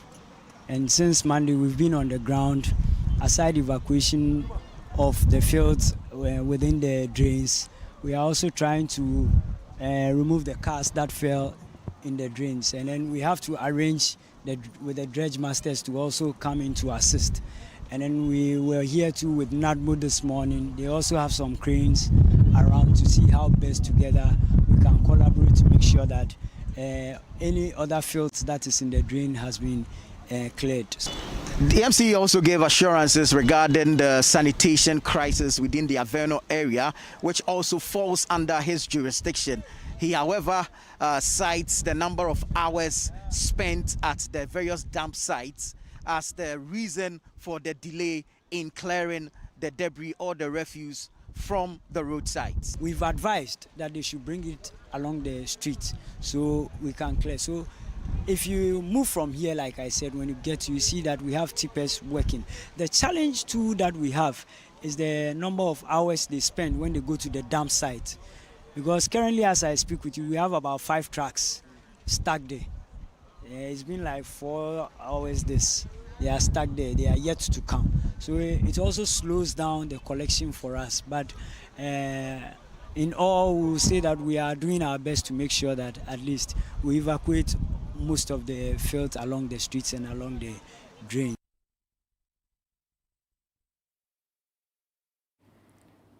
Very heartbreaking and frustrating scenes from some of the flood-affected areas, grappling with ways to deal with the debris and waste in their community. And these we are talking about are flood-contaminated waste, not any other, not mere household waste or some flood-contaminated waste, which carries a lot of sewage. It carries a whole lot of things, and it's still sitting in their homes because up until now, they can't get to dispose of this waste. That's very heartbreaking. This flood today has actually exposed a lot of things.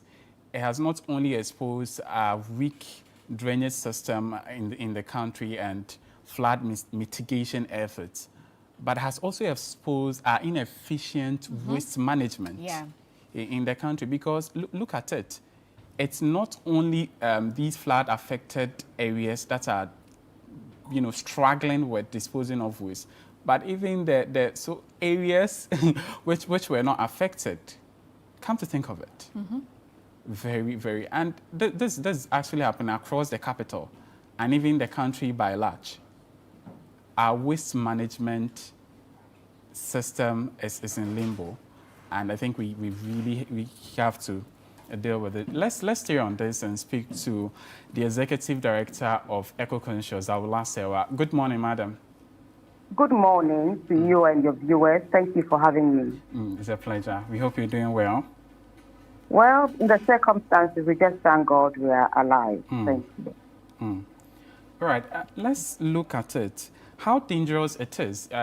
Exactly a week today, we were hit by that devastating flood on June 29, and up until now, as we're speaking, some communities are still struggling to dispose of the debris and the waste that these flood waters came along with. How dangerous it is? Well, I mean, it's very dangerous. We can have a lot of disease because of all this waste around and not being properly disposed of. But as was said before, all this exposes the myriad of problems we have with our waste management, which is in shambles, and a lot of infrastructural problems. But also, what is of great concern is the way there's little enforcement. The rain should not have caused this amount of damage, and our hearts go out to those who have lost relatives, because there was loss of life. Property is one thing, we can replace it, but we cannot replace human life. And we need not have had the devastation we had if there had not been the human behavior. For instance, I mean, I know people whose houses were flooded in La because of the Kweshi. The Kweshi is supposed to be a wetland. We have allowed people to encroach on it. There have been no consequences. So they have caused other people who have built lawfully to have their homes flooded. What exactly are we doing about it? There's very, very little enforcement. So this is something we need to look at. Before the floods, I remember the regional minister went around identifying structures that were in the waterway and that needed to be removed. How far did we get with that? We have to understand that there's a reason why we have wetlands, there's a reason why we have open spaces. And if you go and build everywhere, there'll be consequences because water needs somewhere to go. There needs to be somewhere for the runoff. And we have the duty bearers need to be held accountable because they have allowed lawlessness with impunity and not done anything about it. And we have to hold them accountable for the loss of life. Well, many people blame residents for indisciplinary actions such as indiscriminate dumping of refuse, encroachment on wetlands and all that. And others, also blame city authorities and government by extension. Where really does the responsibility rely? Is it with the resident or the city authorities? Where is the line? Of course. I mean, residents need to be responsible. I mean, the Constitution says that it's the duty of every citizen to protect the environment. We need to be responsible. We can't just be throwing litter everywhere, using the gutters as dustbins. We cannot build irresponsibly. Of course, we should be held accountable. But that is why we have laws and regulations. And that is why we have duty bearers. Because it is recognized that in every society, you have the good, the bad, and the ugly. You have those who are lawless and those who behave lawfully. So it is up to the duty bearers to ensure that the proper thing is done. Buildings are not put up in a day. It takes some time. When we find out that our wetlands, our Ramsar sites are being encroached, what do we do about it? The question has been a bone of contention for a long time. Takumono, and the authorities don't do anything. I remember receiving a call a few months ago that the Kweshi, people were bringing rubbish to dump on the Kweshi so they could build. I managed to contact the regional minister on Facebook and informed her You see, it comes to a state where the duty bearers also have to do the needful. They have to do the needful. Residents may be engaging in unlawful behavior. That is why you are there. That is why there's enforcement. But if you just watch them, then of course you're more accountable in the sense that it is your duty to ensure that our laws are obeyed. You have the apparatus at your disposal to deal with them. An individual can only report the lawlessness to the authorities. But if they choose to do nothing about it, we have a dilemma. Aula, what's harsher? I believe that the laws that maybe our laws are not harsh enough to put residents or citizens in check. So as an eco-conscious citizen, what harsh penalties would you propose we put in place to ensure that we avoid indiscriminate waste disposal and building in our waterways? The laws are there. They are adequate. There's nothing wrong with our laws. The only problem we have is enforcement. Let me give you an example. On plot 105, Obenesu Crescent in Cantonment, Brick and Silk Limited has put a double-decker container inside the gutter.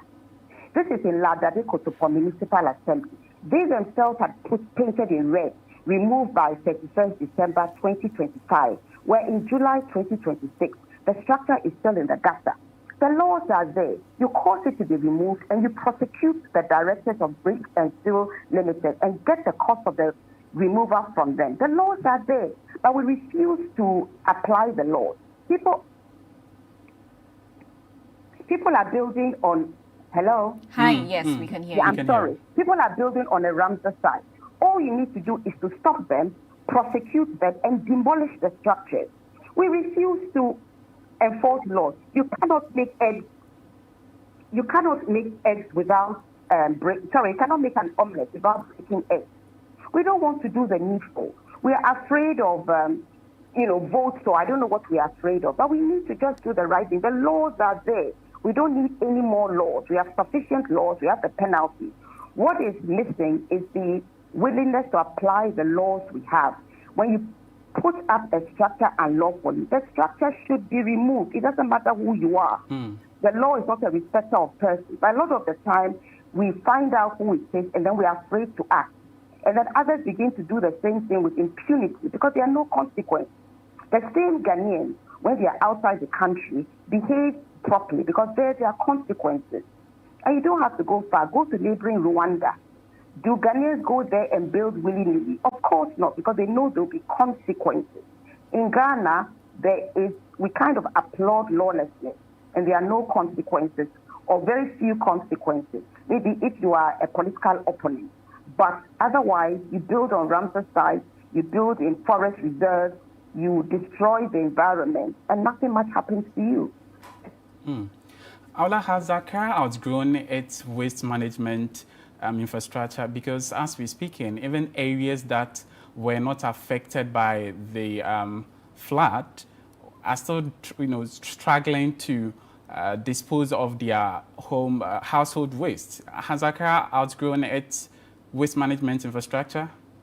Well, so what I'll say is that I'm not quite sure we have a proper waste management infrastructure. In sensible countries, you first of all, you segregate your rubbish. So you have, let's say, plastic somewhere else, bottles somewhere else, food waste somewhere else. In Ghana, we just mix everything together. And also, eco-conscious citizens and others have asked for the ban on single-use plastic. If you look at our gutters, you look at a lot of the waste, about 80% is single-use plastics. We don't need them. We can do without them. We need the political will to ban single-use plastic. But the question you've asked, we need to start by segregating our rubbish.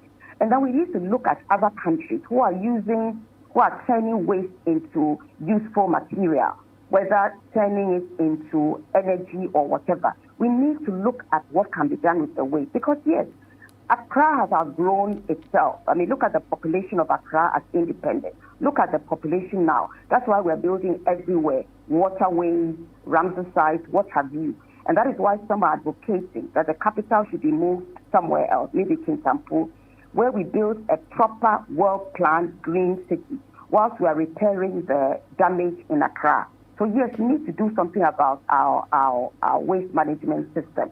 But we also need to do basic things like segregating our rubbish and making sure that, for example, our plastics are recycled and put to other use rather than taking them to landfill, which are getting full. Every time when the rains come in, we have these conversations and all that.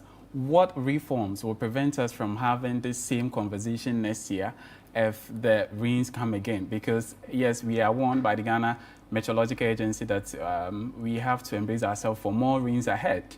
Climate activists and all that are also saying because of changing the weather patterns and all that. What reforms can prevent us from having these same conversations all the time? Yes, you see, I mean, the good Lord sends the rain because we need it for our farmland, even though a lot of them have been destroyed by illegal mines. We need the rain. But we have to understand that if we build everywhere, there's no space for the runoff. For example, building regulations, you're not supposed to build on every inch of land. Now go to continents where, for example, one house is, now you have so many apartment blocks, where in one apartment block, the next apartment block can hear you cough. What were the building inspectors doing? Now, if we want to stop more loss of life, what we need to do is to enforce our laws and regulations. You cannot make omelets without breaking eggs. You have to be firm. Go to your Ramsar site. You're not supposed to build there. You cannot regularize illegality. What you need to do is remove all the structures in our Ramsar site that are blocking the flow of the water, because the water will have to find somewhere to go, and it may go into other people's homes, and they will be affected. We need to be robust and resolute about enforcing laws and regulations. Otherwise, we're like ostriches. We know the problem, but we refuse to do anything about it. We lament. The next rain comes, as you have rightly said, there's loss of life and property. We lament, and refuse to take the action we have to take. There's no running away from it. The water needs somewhere to go. That is why we have wetlands. That is where the water is stored. That is why we have forest reserves. That is why we have open spaces. That is why you don't cement everywhere in your house. You leave some space for the water. I'm afraid we just need to enforce our laws and regulations, even as the engineers are at work, to see what they can also do about the drainage system. But we cannot run away from removing buildings that are illegally there, because I don't believe anybody will give you a building permit to build in a Ramsar site. If they have, they should be found and prosecuted. But if we are not prepared to enforce the laws, we'll keep on having this conversation year after year. It's going to get worse. So do you have anything to tell residents who are dealing with this challenge currently, so that they are able to, in a way, prevent, because the waste, still have some amount of water in there, which could be a breeding ground for mosquitoes, eventually malaria and all that. Is there any advice, tips you would like to give residents? Thank you very much. I think the health authorities will give the adequate advice about how to ensure that we don't have so much malaria and cholera and typhoid because of this situation. But ultimately, residents need to be angry. When you see somebody building where they shouldn't build, and you report it to the authorities, they don't do anything about it, you have to maybe go and demonstrate there, because ultimately, somebody's behavior is going to affect you. You have built where you should build, and because somebody has built on the question, your house at Chado has been flooded. That is not right. So we all have to be pointing out illegal criminal behavior to the authorities. But at the end of the day, it becomes very frustrating when the authorities refuse to act. So I'm appealing to the health authorities to give the necessary advice so that people don't become ill, in addition to having their properties destroyed. And I'm also appealing to the authorities to enforce laws and regulations. I'm appealing to LADMA, for instance, to ensure that this double-decker structure on the gutter on plot 105 Obenesu Crescent Cantonment is removed from the gutter. What message are we giving? That you can build in gutters? I mean, really, we need to wake up, and we need to enforce laws and regulations. So residents who have been affected, hold the right people accountable, sue them if you yourself haven't built illegally, and that is why your house was flooded. All right. Finally, before we take leave of us, 1 year from now, what should Ghanaians in general be expecting if government really take action? Well, 1 year from now, I would expect that we are segregating our rubbish. We have banned single-use plastics. We are turning our waste into something useful. And I would expect that all illegal structures have been removed from our Ramsar sites, from our green spaces, and from waterways. That is what I would expect if we are serious. Thank you very much. Aula Sewa is the Executive Director of Eco-Conscious Citizens, and she has been speaking to us about the waste management system and in general, and also some of the inefficiencies in our environmental issues, people building on waterways indiscriminately, weak enforcement, and all that. Yeah, and in the conversation we had with her, she's been pointing to one thing, which is the enforcement of the laws. The laws are there. They are there. In our books, but then we need to enforce the issue. And then she raises another point where now we have to take up the mandate and start pointing out people who build on waterways, people who indiscriminately dispose their refuse. And that is something we need to look at. We have to take the responsibility. We have to be each other's keeper. If you see something, you say something. You see that this person is building on a waterway, point it out, report to the relevant authorities. If you see that someone is disposing their refuse in the gutters, which would go and choke the drains, you don't and wait then for the environmental health officers in the various assemblies to come and deal with the person. Yes. You are the first point of contact. It's not government alone. It's a collective effort. It's a collective effort. Yeah. We citizens are involved. Government will play its role, but let's also take up the mandate and then make sure that we are pointing out these people. And then also she said that we also have to look at ways to convert our waste into something useful. Exactly. When you look at countries like Sweden, they are converting their waste into energy. So now we also need to start considering how best can we transform the waste that we produce, we churn out every day. How best can we transform them into something useful? Again, our flood waters, the rain waters. How are we? You know, the flooding brings about a lot of things. Yeah. Diseases, cholera outbreak, typhoid. Yesterday we had a conversation on it. There will be typhoid outbreak and all of that. We have to look out for that. It's this time that people also take advantage to defecate. Yeah. Put in fecal matter into these waters. So they have something they call shockaway. So they connect it to a pipe. And then it goes into. So they why release why it when are you doing it rains this? like that. Why are you doing this? We need to invest in ways that would mitigate the flood situation in our country. Singapore, for instance, this is how they turn their rainwater into useful means. So they have the drains and then they have reservoirs. And so the rainwater goes through the drain, it goes through the reservoir, and then they turn it back into drinking water. So it goes back to engineering. We have to start considering these things. We've experienced flooding time and time again, and it looks like there is no intervention in sight to address these things. Because as a country, we seem not to have a roadmap. Yeah. We don't have a proper roadmap with regards to flood. So this is how we want to deal with flood. It is there. Every government that comes, no matter what your policies are, you have to tap, it has to be in line. Yeah. It has to sync with that national agenda as far as flood is concerned. Yeah. But we don't. Everyone comes, they come and start this. This one comes and go. Yeah. They also bring up a whole new thing. It ends like that when government changes. And that is what is eating us up.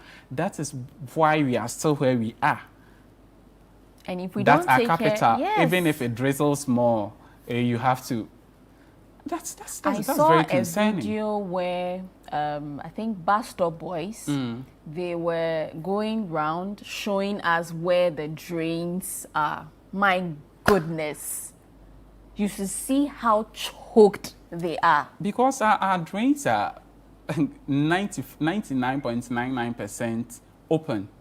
So choked that, I mean, when you see it, there is no way water can pass through this drain. Yeah, because they are filled, and they so, are choked with yes, that solid was, waste, I was plastics. happy. Yes, I was happy we partnered Zoom Lion and for the Clean Up Accra. Yes, I think it should be maybe quarterly.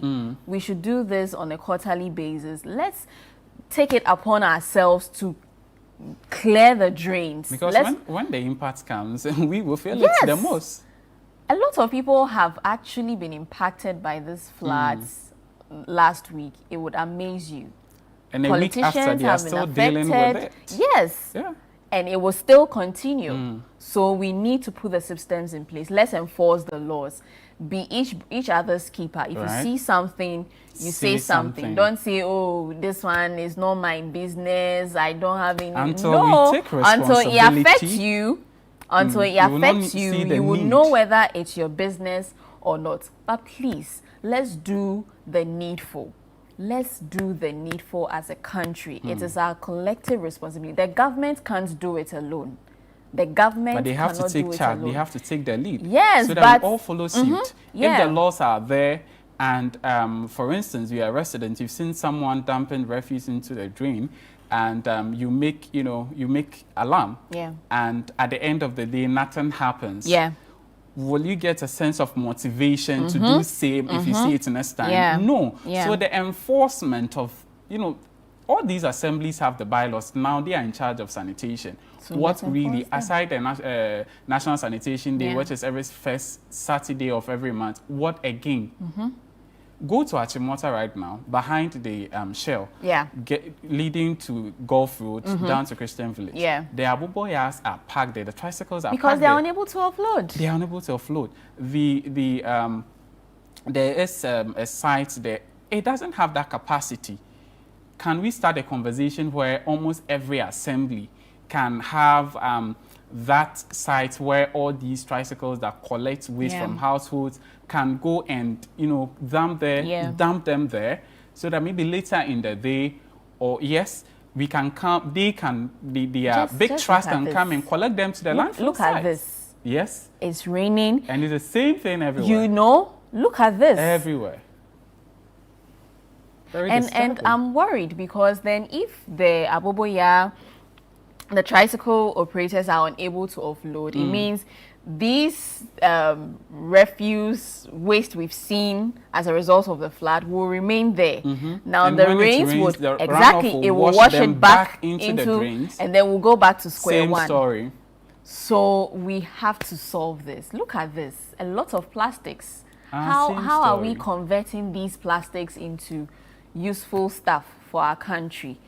We need to do better. We need to do better. And Wahab, talk of flooding. The Food and Drugs Authority has warned that we should not consume food retrieved from flood waters. So you remember last Monday during the floods, we saw people picking stuff from the warehouse and all of that. They are saying no. The Food and Drugs Authority, I'm reading this from Channel One News Online, says Right.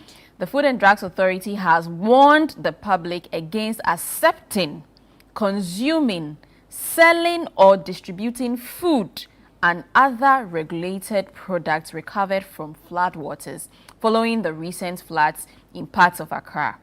In a food safety alert issued on Thursday, July 2, the authority said it had observed some unidentified individuals retrieving food products from floodwaters and other affected sites after the June 29 floods.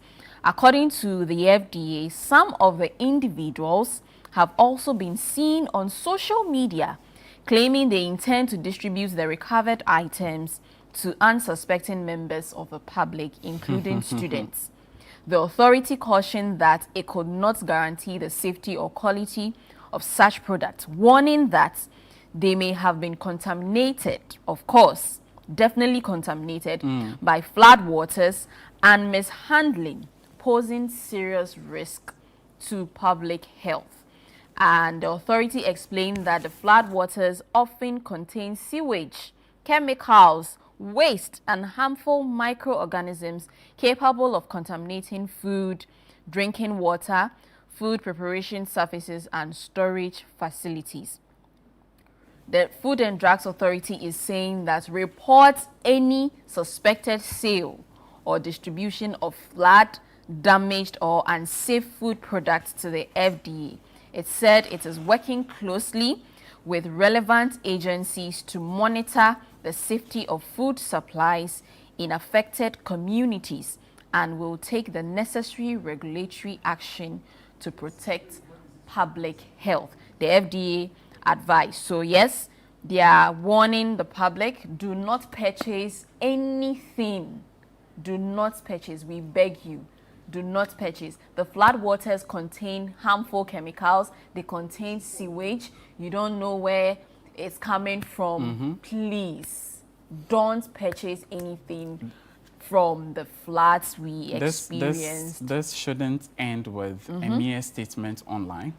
It should They follow are saying if you see something, serious say market something. surveillance. Yeah. And of course, yes, the responsibility of the us citizens, being conscious and also looking at some of these things is there. Yeah. But they should also man up serious market surveillance, especially the areas, we all witness these floods. What is there? How are they, dealing with some of them? Because they would definitely end up subsidizing the prices of their products. Yeah. And, clean them nicely. People will end up buying consume them. Yeah. And that's where the health issues also, start. Yeah. From typhoid, diarrhea, Yes. because these floodwaters carry all sorts of waste, sewage, industrial waste, you just name them. Everything is in there. So it should follow a serious market surveillance to check some of these things.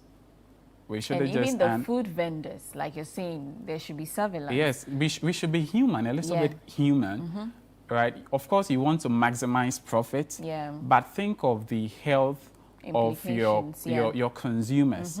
If today you go get these contaminated products at a subsidized price, and you think, yes, because of that you can get more profit, people will come and buy, consume them, will go ill, and will not return to you. You will definitely collapse your business. So let's not be too profit focused, neglecting the human and health impact of some of these decisions if we dare make them. So let's be conscious. And of course, we among ourselves, as you mentioned too, we should be on the watch out. Yes. Let's be on the watch out. For some of these people to book. Yeah. I mean, the relief is good. It's good that some relief has come. But beyond the relief, what are we doing? Beyond the relief, let's make sure that we put measures in place to address so you see the flooding, there's a ripple effect. Sanitation is under threat. Public health is under threat. So this is the time where you even the economy, it actually has a lot of legs. Typhoid and cholera outbreak. So we have to be alert. A lot of things are under threat. It's not just properties that have been lost. The environment. You saw in the reports, homes, they can't dispose of their refuse. It's there. And it's sitting there. It will rain and it will wash them back into the gutters and we come back complain. So there's a problem. Sanitation is under threat. Public health is also under threat. So beyond the relief, let's also focus on these things. How best are we dealing with sanitation? How best are we dealing with our public health, which is under threat? This has been our community segment. Please do stay safe, as the Food and Drugs Authority has cautioned us. Desist. In fact, do not buy anything from the flooding. Don't. It's harmful to your health. We'll take a quick break, and when we come back, the show continues.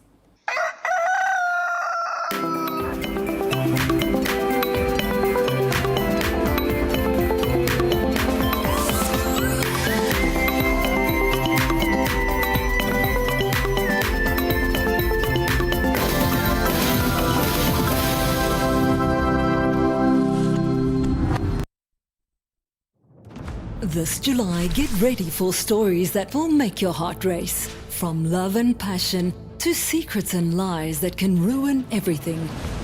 Catch the sizzling episodes of Sins and Roses at 4 p.m, Domenica Monteiro at 5 p.m, Be My Sunshine at 6 p.m, and Avenida Brazil at 7 p.m, Central African Time. Only on Novelas Plus, Channel 133 on DSTV. What if your ideas could shape the future of education in Ghana? If you were a brilliant pre-secondary student aged 11 to 15, this is your moment to shine. Welcome to the Literacy Challenge 2026, the national literacy competition that celebrates young thinkers, great writers, and future leaders. This year's challenge is all about artificial intelligence and education. The topic: in not less than 600 words, write a letter to the Minister of Education as a youth consultant discussing the advantages and disadvantages of the use of artificial intelligence (AI) in education. Advise on how Ghana can effectively integrate AI into basic schools to improve teaching and learning while ensuring that students in rural and underserved communities are not left out. Remember, your essay must be in your own handwriting, must be endorsed by a parent, guardian, or teacher, and include your full contact details. Submit your entry by Monday, 20th July 2026 at the front desk of Channel 1 TV or P.O. Box GP 14123, Accra Central. Stand a chance to win 10,000 Ghana cedis cash, a laptop, and earn the title of Ghana's most outstanding all-round pre-secondary student. For more information, call 0205-973-973. The Literacy Challenge 2026 is powered by City FM with support from Channel 1 TV, and it's proudly sponsored by Prospectus Ghana Limited, SIC Insurance, and Advocate Publishing.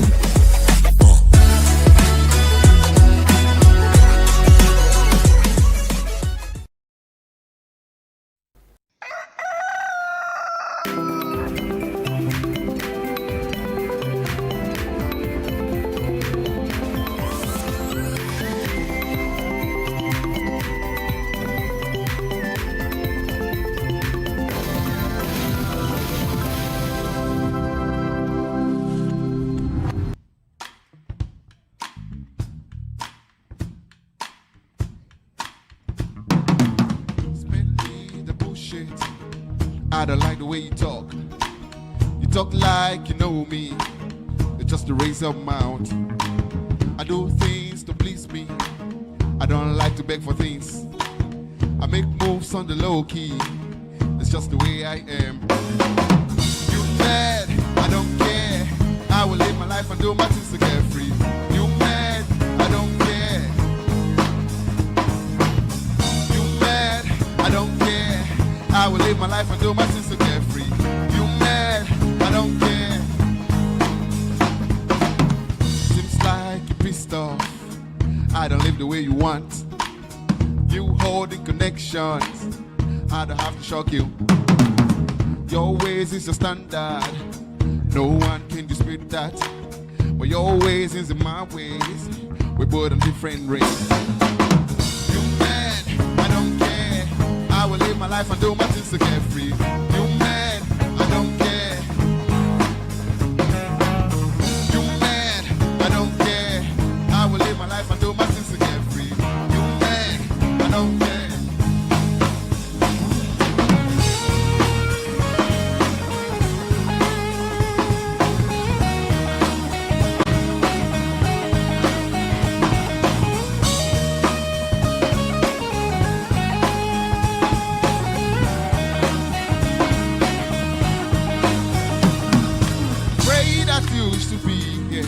When my light to shine, even without your help, I do very fine. Pray that you used to be here when my light to shine, even without your help, I do very fine. You mad? I don't care. I will live my life and do my things to get free. You mad? I don't care. You mad? I don't care. I will live my life and do this to get free. Mad.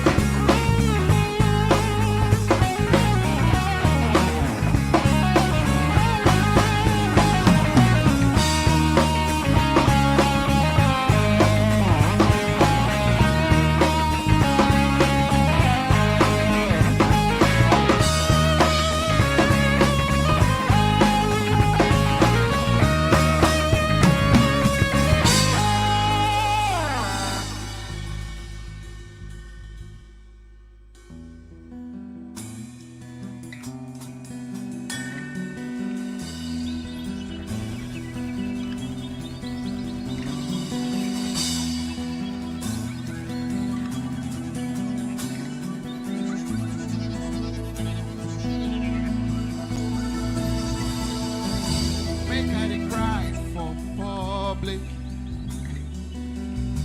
This not be what you promised. If I see your text, then I panic. My heart to skip, you hurt me. You make I feel lost in public. This not be what you promised. See how you left me defeated. How you feel be so heartless.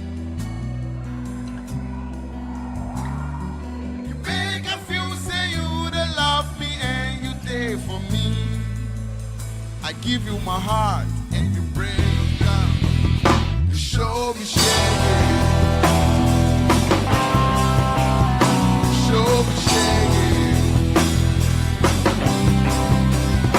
Show me shame. Show me shame.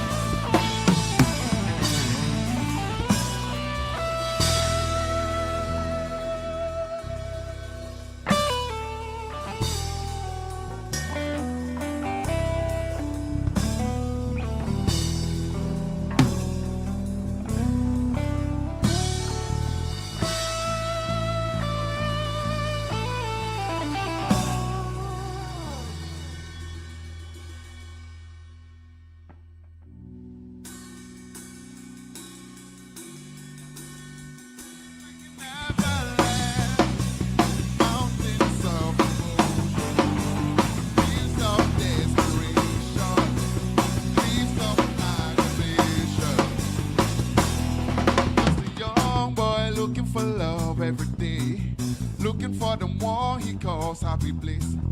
Open up his eyes, it seems far away, and it feels like living in space. His intuition is telling him he's run out of choices. Looks like he's living in a bubble of poison. Goes around with a smile and charade, hoping his eye could give him some shit. When the day is done, he breaks down crying, asks, so God is for me, and it feels like I'm drowning to a water. It's like an avalanche, mountains of emotions, views of desperation, leaves of aggravation, and it feels like waves are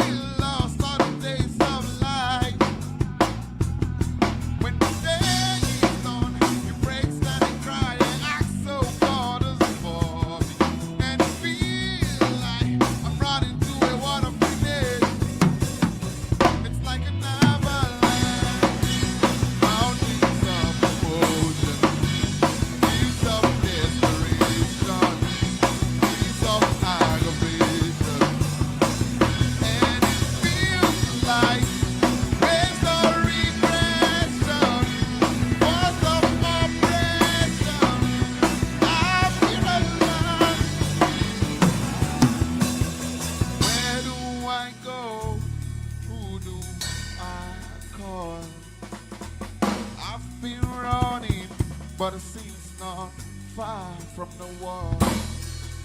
Where the lights go,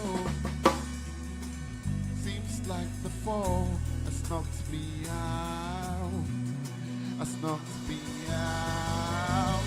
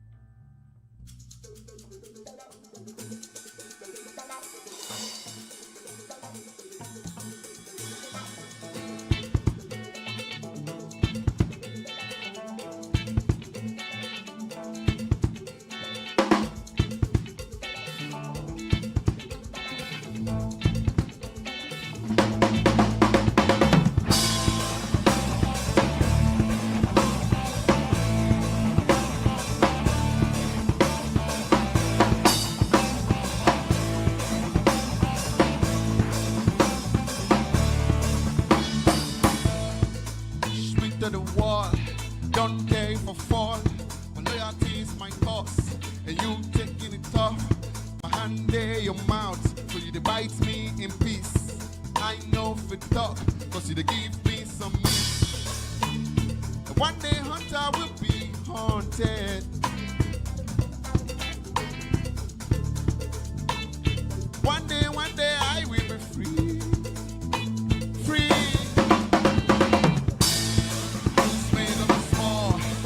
Say I be done, you think say I be done. Just one minute more, use me no be small. Let me say I be done, you think say I be done. The things you do me the pain, I see it is off for you gain. You know they care if I'm drained. I'm always giving my all, you know they see them at all. You always calling my faults. Like the ocean, I will change the tides. You don't know what's coming for you. Like the white cat, you will see the signs. Easy, never tell.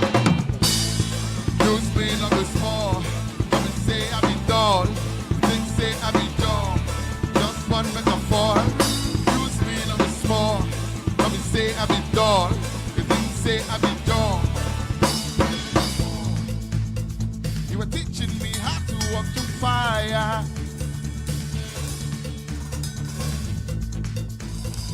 It's not that you were wasting my time.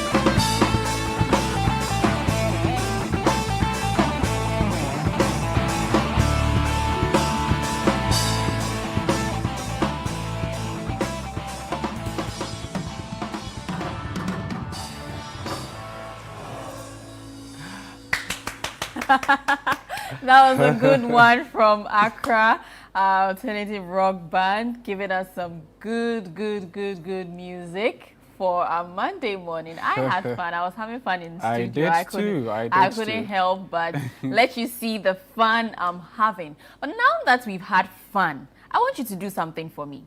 Log on to channel1newsonline.com. Yes. Are you there?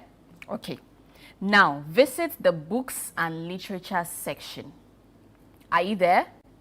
Okay, great. Now, look for the golden couple of Mabre Nkwanta. Type it. The golden couple of Mabre Nkwanta. And voila, there you have it. Episode 3 is out already. I've had fun reading episode 1, episode 2. Now episode 3 is out. And so I want you to have fun. Read the intriguing tales about Mabre Nkwanta.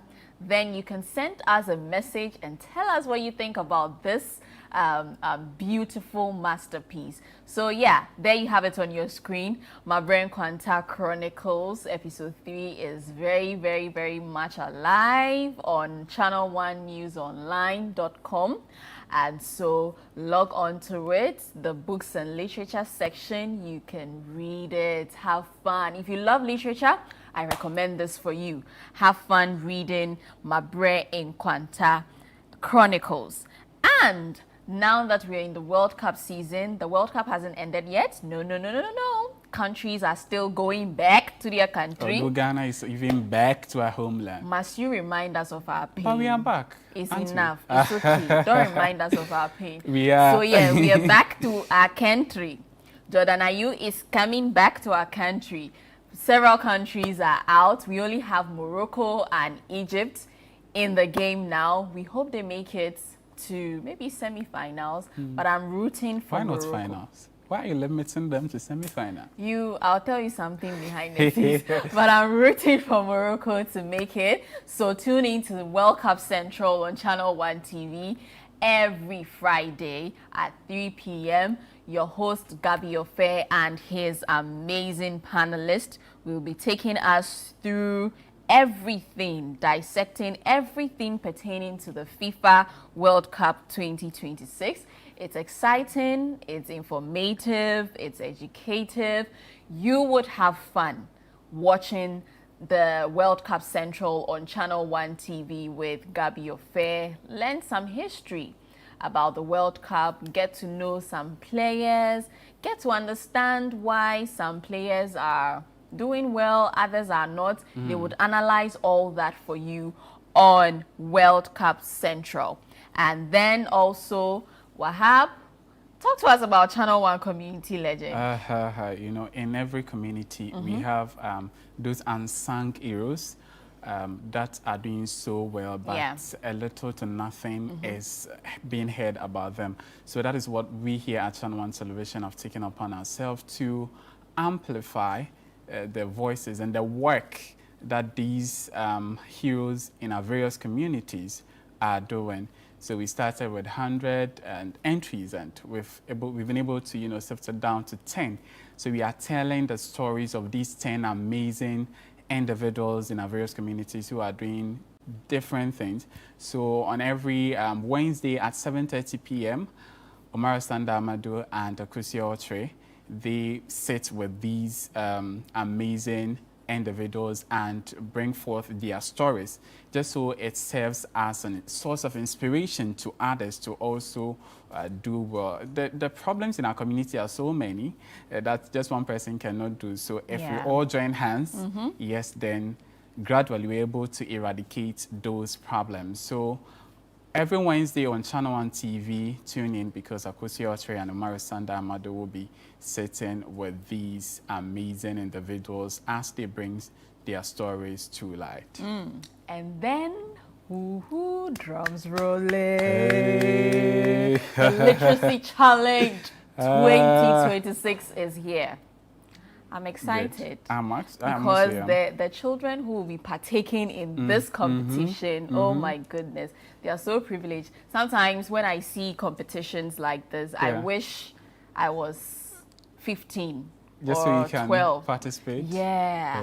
And so the Literacy Challenge for pre-secondary students, that is it. The pre-secondary students. The emphasis. Yes, it's for pre-secondary students. And so bear that in mind. And this year, they are writing on the topic. In not less than 600 words, write a letter to the Minister of Education as a youth consultant, discussing the advantages and disadvantages of the use of artificial intelligence in education. Advice on how Ghana can effectively integrate AI into basic schools to improve teaching and learning, while ensuring that students in rural and underserved communities are not left behind. That is the topic. And the last sentence, you know, or let me say the second part of the last sentence, while ensuring that students in rural and underserved communities are not left behind. Yes. And you know, this year's literacy challenge takes this form. Every nook and cranny of the country, every child in every nook and cranny of the country has that opportunity to be part of this year's competition. So all the 16 regions in the country, if you're a child, you're between the ages of 11 to 15 years only, please take advantage of this golden opportunity. Take up the topic, write your own essay in your own handwriting, your own handwriting. No typing. We have computers here, we have laptops, we can equally type, but let the children write. Let's see their beautiful handwriting. Add your full contact details. It has to be endorsed by a parent, a guardian, or a teacher. And then you post it to the Literacy Challenge P.O. Box GP 14123 Accra Central. I take it again. The Literacy Challenge P.O. Box GP 14123 Accra Central. Maybe you have to repeat the post. So the post is the Literacy Challenge P.O. Box GP 14123 GP 14123 Accra Central. Alternatively, how can people also post or submit their written so you letter? can also submit it to our premises here in Tesano, Channel 1 TV premises. You just visit the front desk. There's a beautiful lady there. Leave it with her, and then she would get it to the right persons. And deadline for submission of entries is 20th of July, 5 p.m. on the dot, not 5:01. If you come 5:01, not 5:02. Time. No. Yes. Not 5 seconds. No. It's 5 p.m. on the dot. You have to make this submission and get to be part of this year's challenge. You can call 0205 973 973 and be part of this. Make all the enquiries you need to make and be part of this. Wahab, I'm excited because now the net is opened. The sea is wide, it's big. Every child can get the in the country can get the opportunity to be part of it. And so no one is left behind. No one is left behind. We've opened our doors. Just, give it a try. Who knows? You never know. It could be yours that will be selected. Never know. So parents should also encourage their wards to partake in this competition. Out of this, after the entries have been received, we would shortlist 100 people. First, it used to be top 50. But now we've broadened it open so now, to give more people opportunity to also be now top 100 will be sitting for the aptitude test. So this is the first part. The first part of the competition. You have to write an essay. After bringing us your essays, we will now do justify your inclusion. So it's just like the World Cup. So you have to go through, stage. To the kickoff. So this is just part of the first stage. Then you sit down for the aptitude test. And the aptitude test, we are testing everything: current affairs, math, science, literature. English, everything, Yeah. every aspect. You So want to be sure that yes, you are versed in all these yes, areas. Yes. Your So horizons you have to horizons read are wide open. Mhm. You have to read wide and make sure that you excel in the aptitude test. Then when you move on from the aptitude test, you go on to the next stage. Yeah. And then that is where the real game competition starts. begins. So yeah, if you're a child between the ages of 11 and 15, if you're 16, I'm sorry, you can't partake. Even if you are 15 years, 1 year old, no, you will not qualify. You 15 can't partake. years. Yeah. So if you're 15 years, 11, 12, 13, 14, 15, make the effort. Whatever community you are, whether you are in Nkwanta, Yendi, Hohoi, Ho, wherever you are in this country, make sure you partake in this competition. That is why we have the post number. You don't have an excuse to give that maybe you cannot come directly here to submit your essays. No, that is not an excuse. Yeah. You can just submit it via the posts, and just like that, you are gone. So the post is the Literacy Challenge, P.O. Box GP 14123, Accra Central. Yes. So you just post it, and just like that, we will have them. But for those submitting via post, you have to be on time. Yes, you have to be in time. If you have submitted in person, yes, you can submit when it's even like 48, 59, but you know the issue, the delays, traffic, and all that. So let's be time conscious. Yeah. But parents, of course, encourage your wards and teachers as well, so that they get to participate in this competition. Yeah. All right, so that has been our show for you this morning. A beautiful and exciting episode of Breakfast Daily here on Channel One TV. Please do stay safe, as the Ghana Meteorological Authority has warned, and FDA is also warning, do not buy anything that came out of as a result of the flooding last week, Monday. Thank you so much for tuning in. Catch you same time tomorrow, bright and early. I am Dede Davis. And I am Wahab Abdulrazak. Enjoy the rest of our programs. Bye.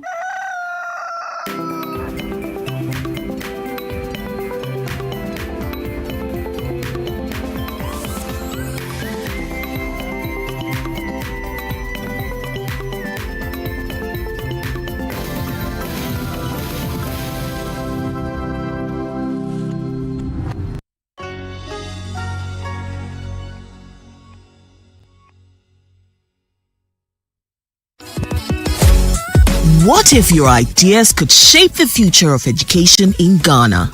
If you were a brilliant pre-secondary student aged 11 to 15,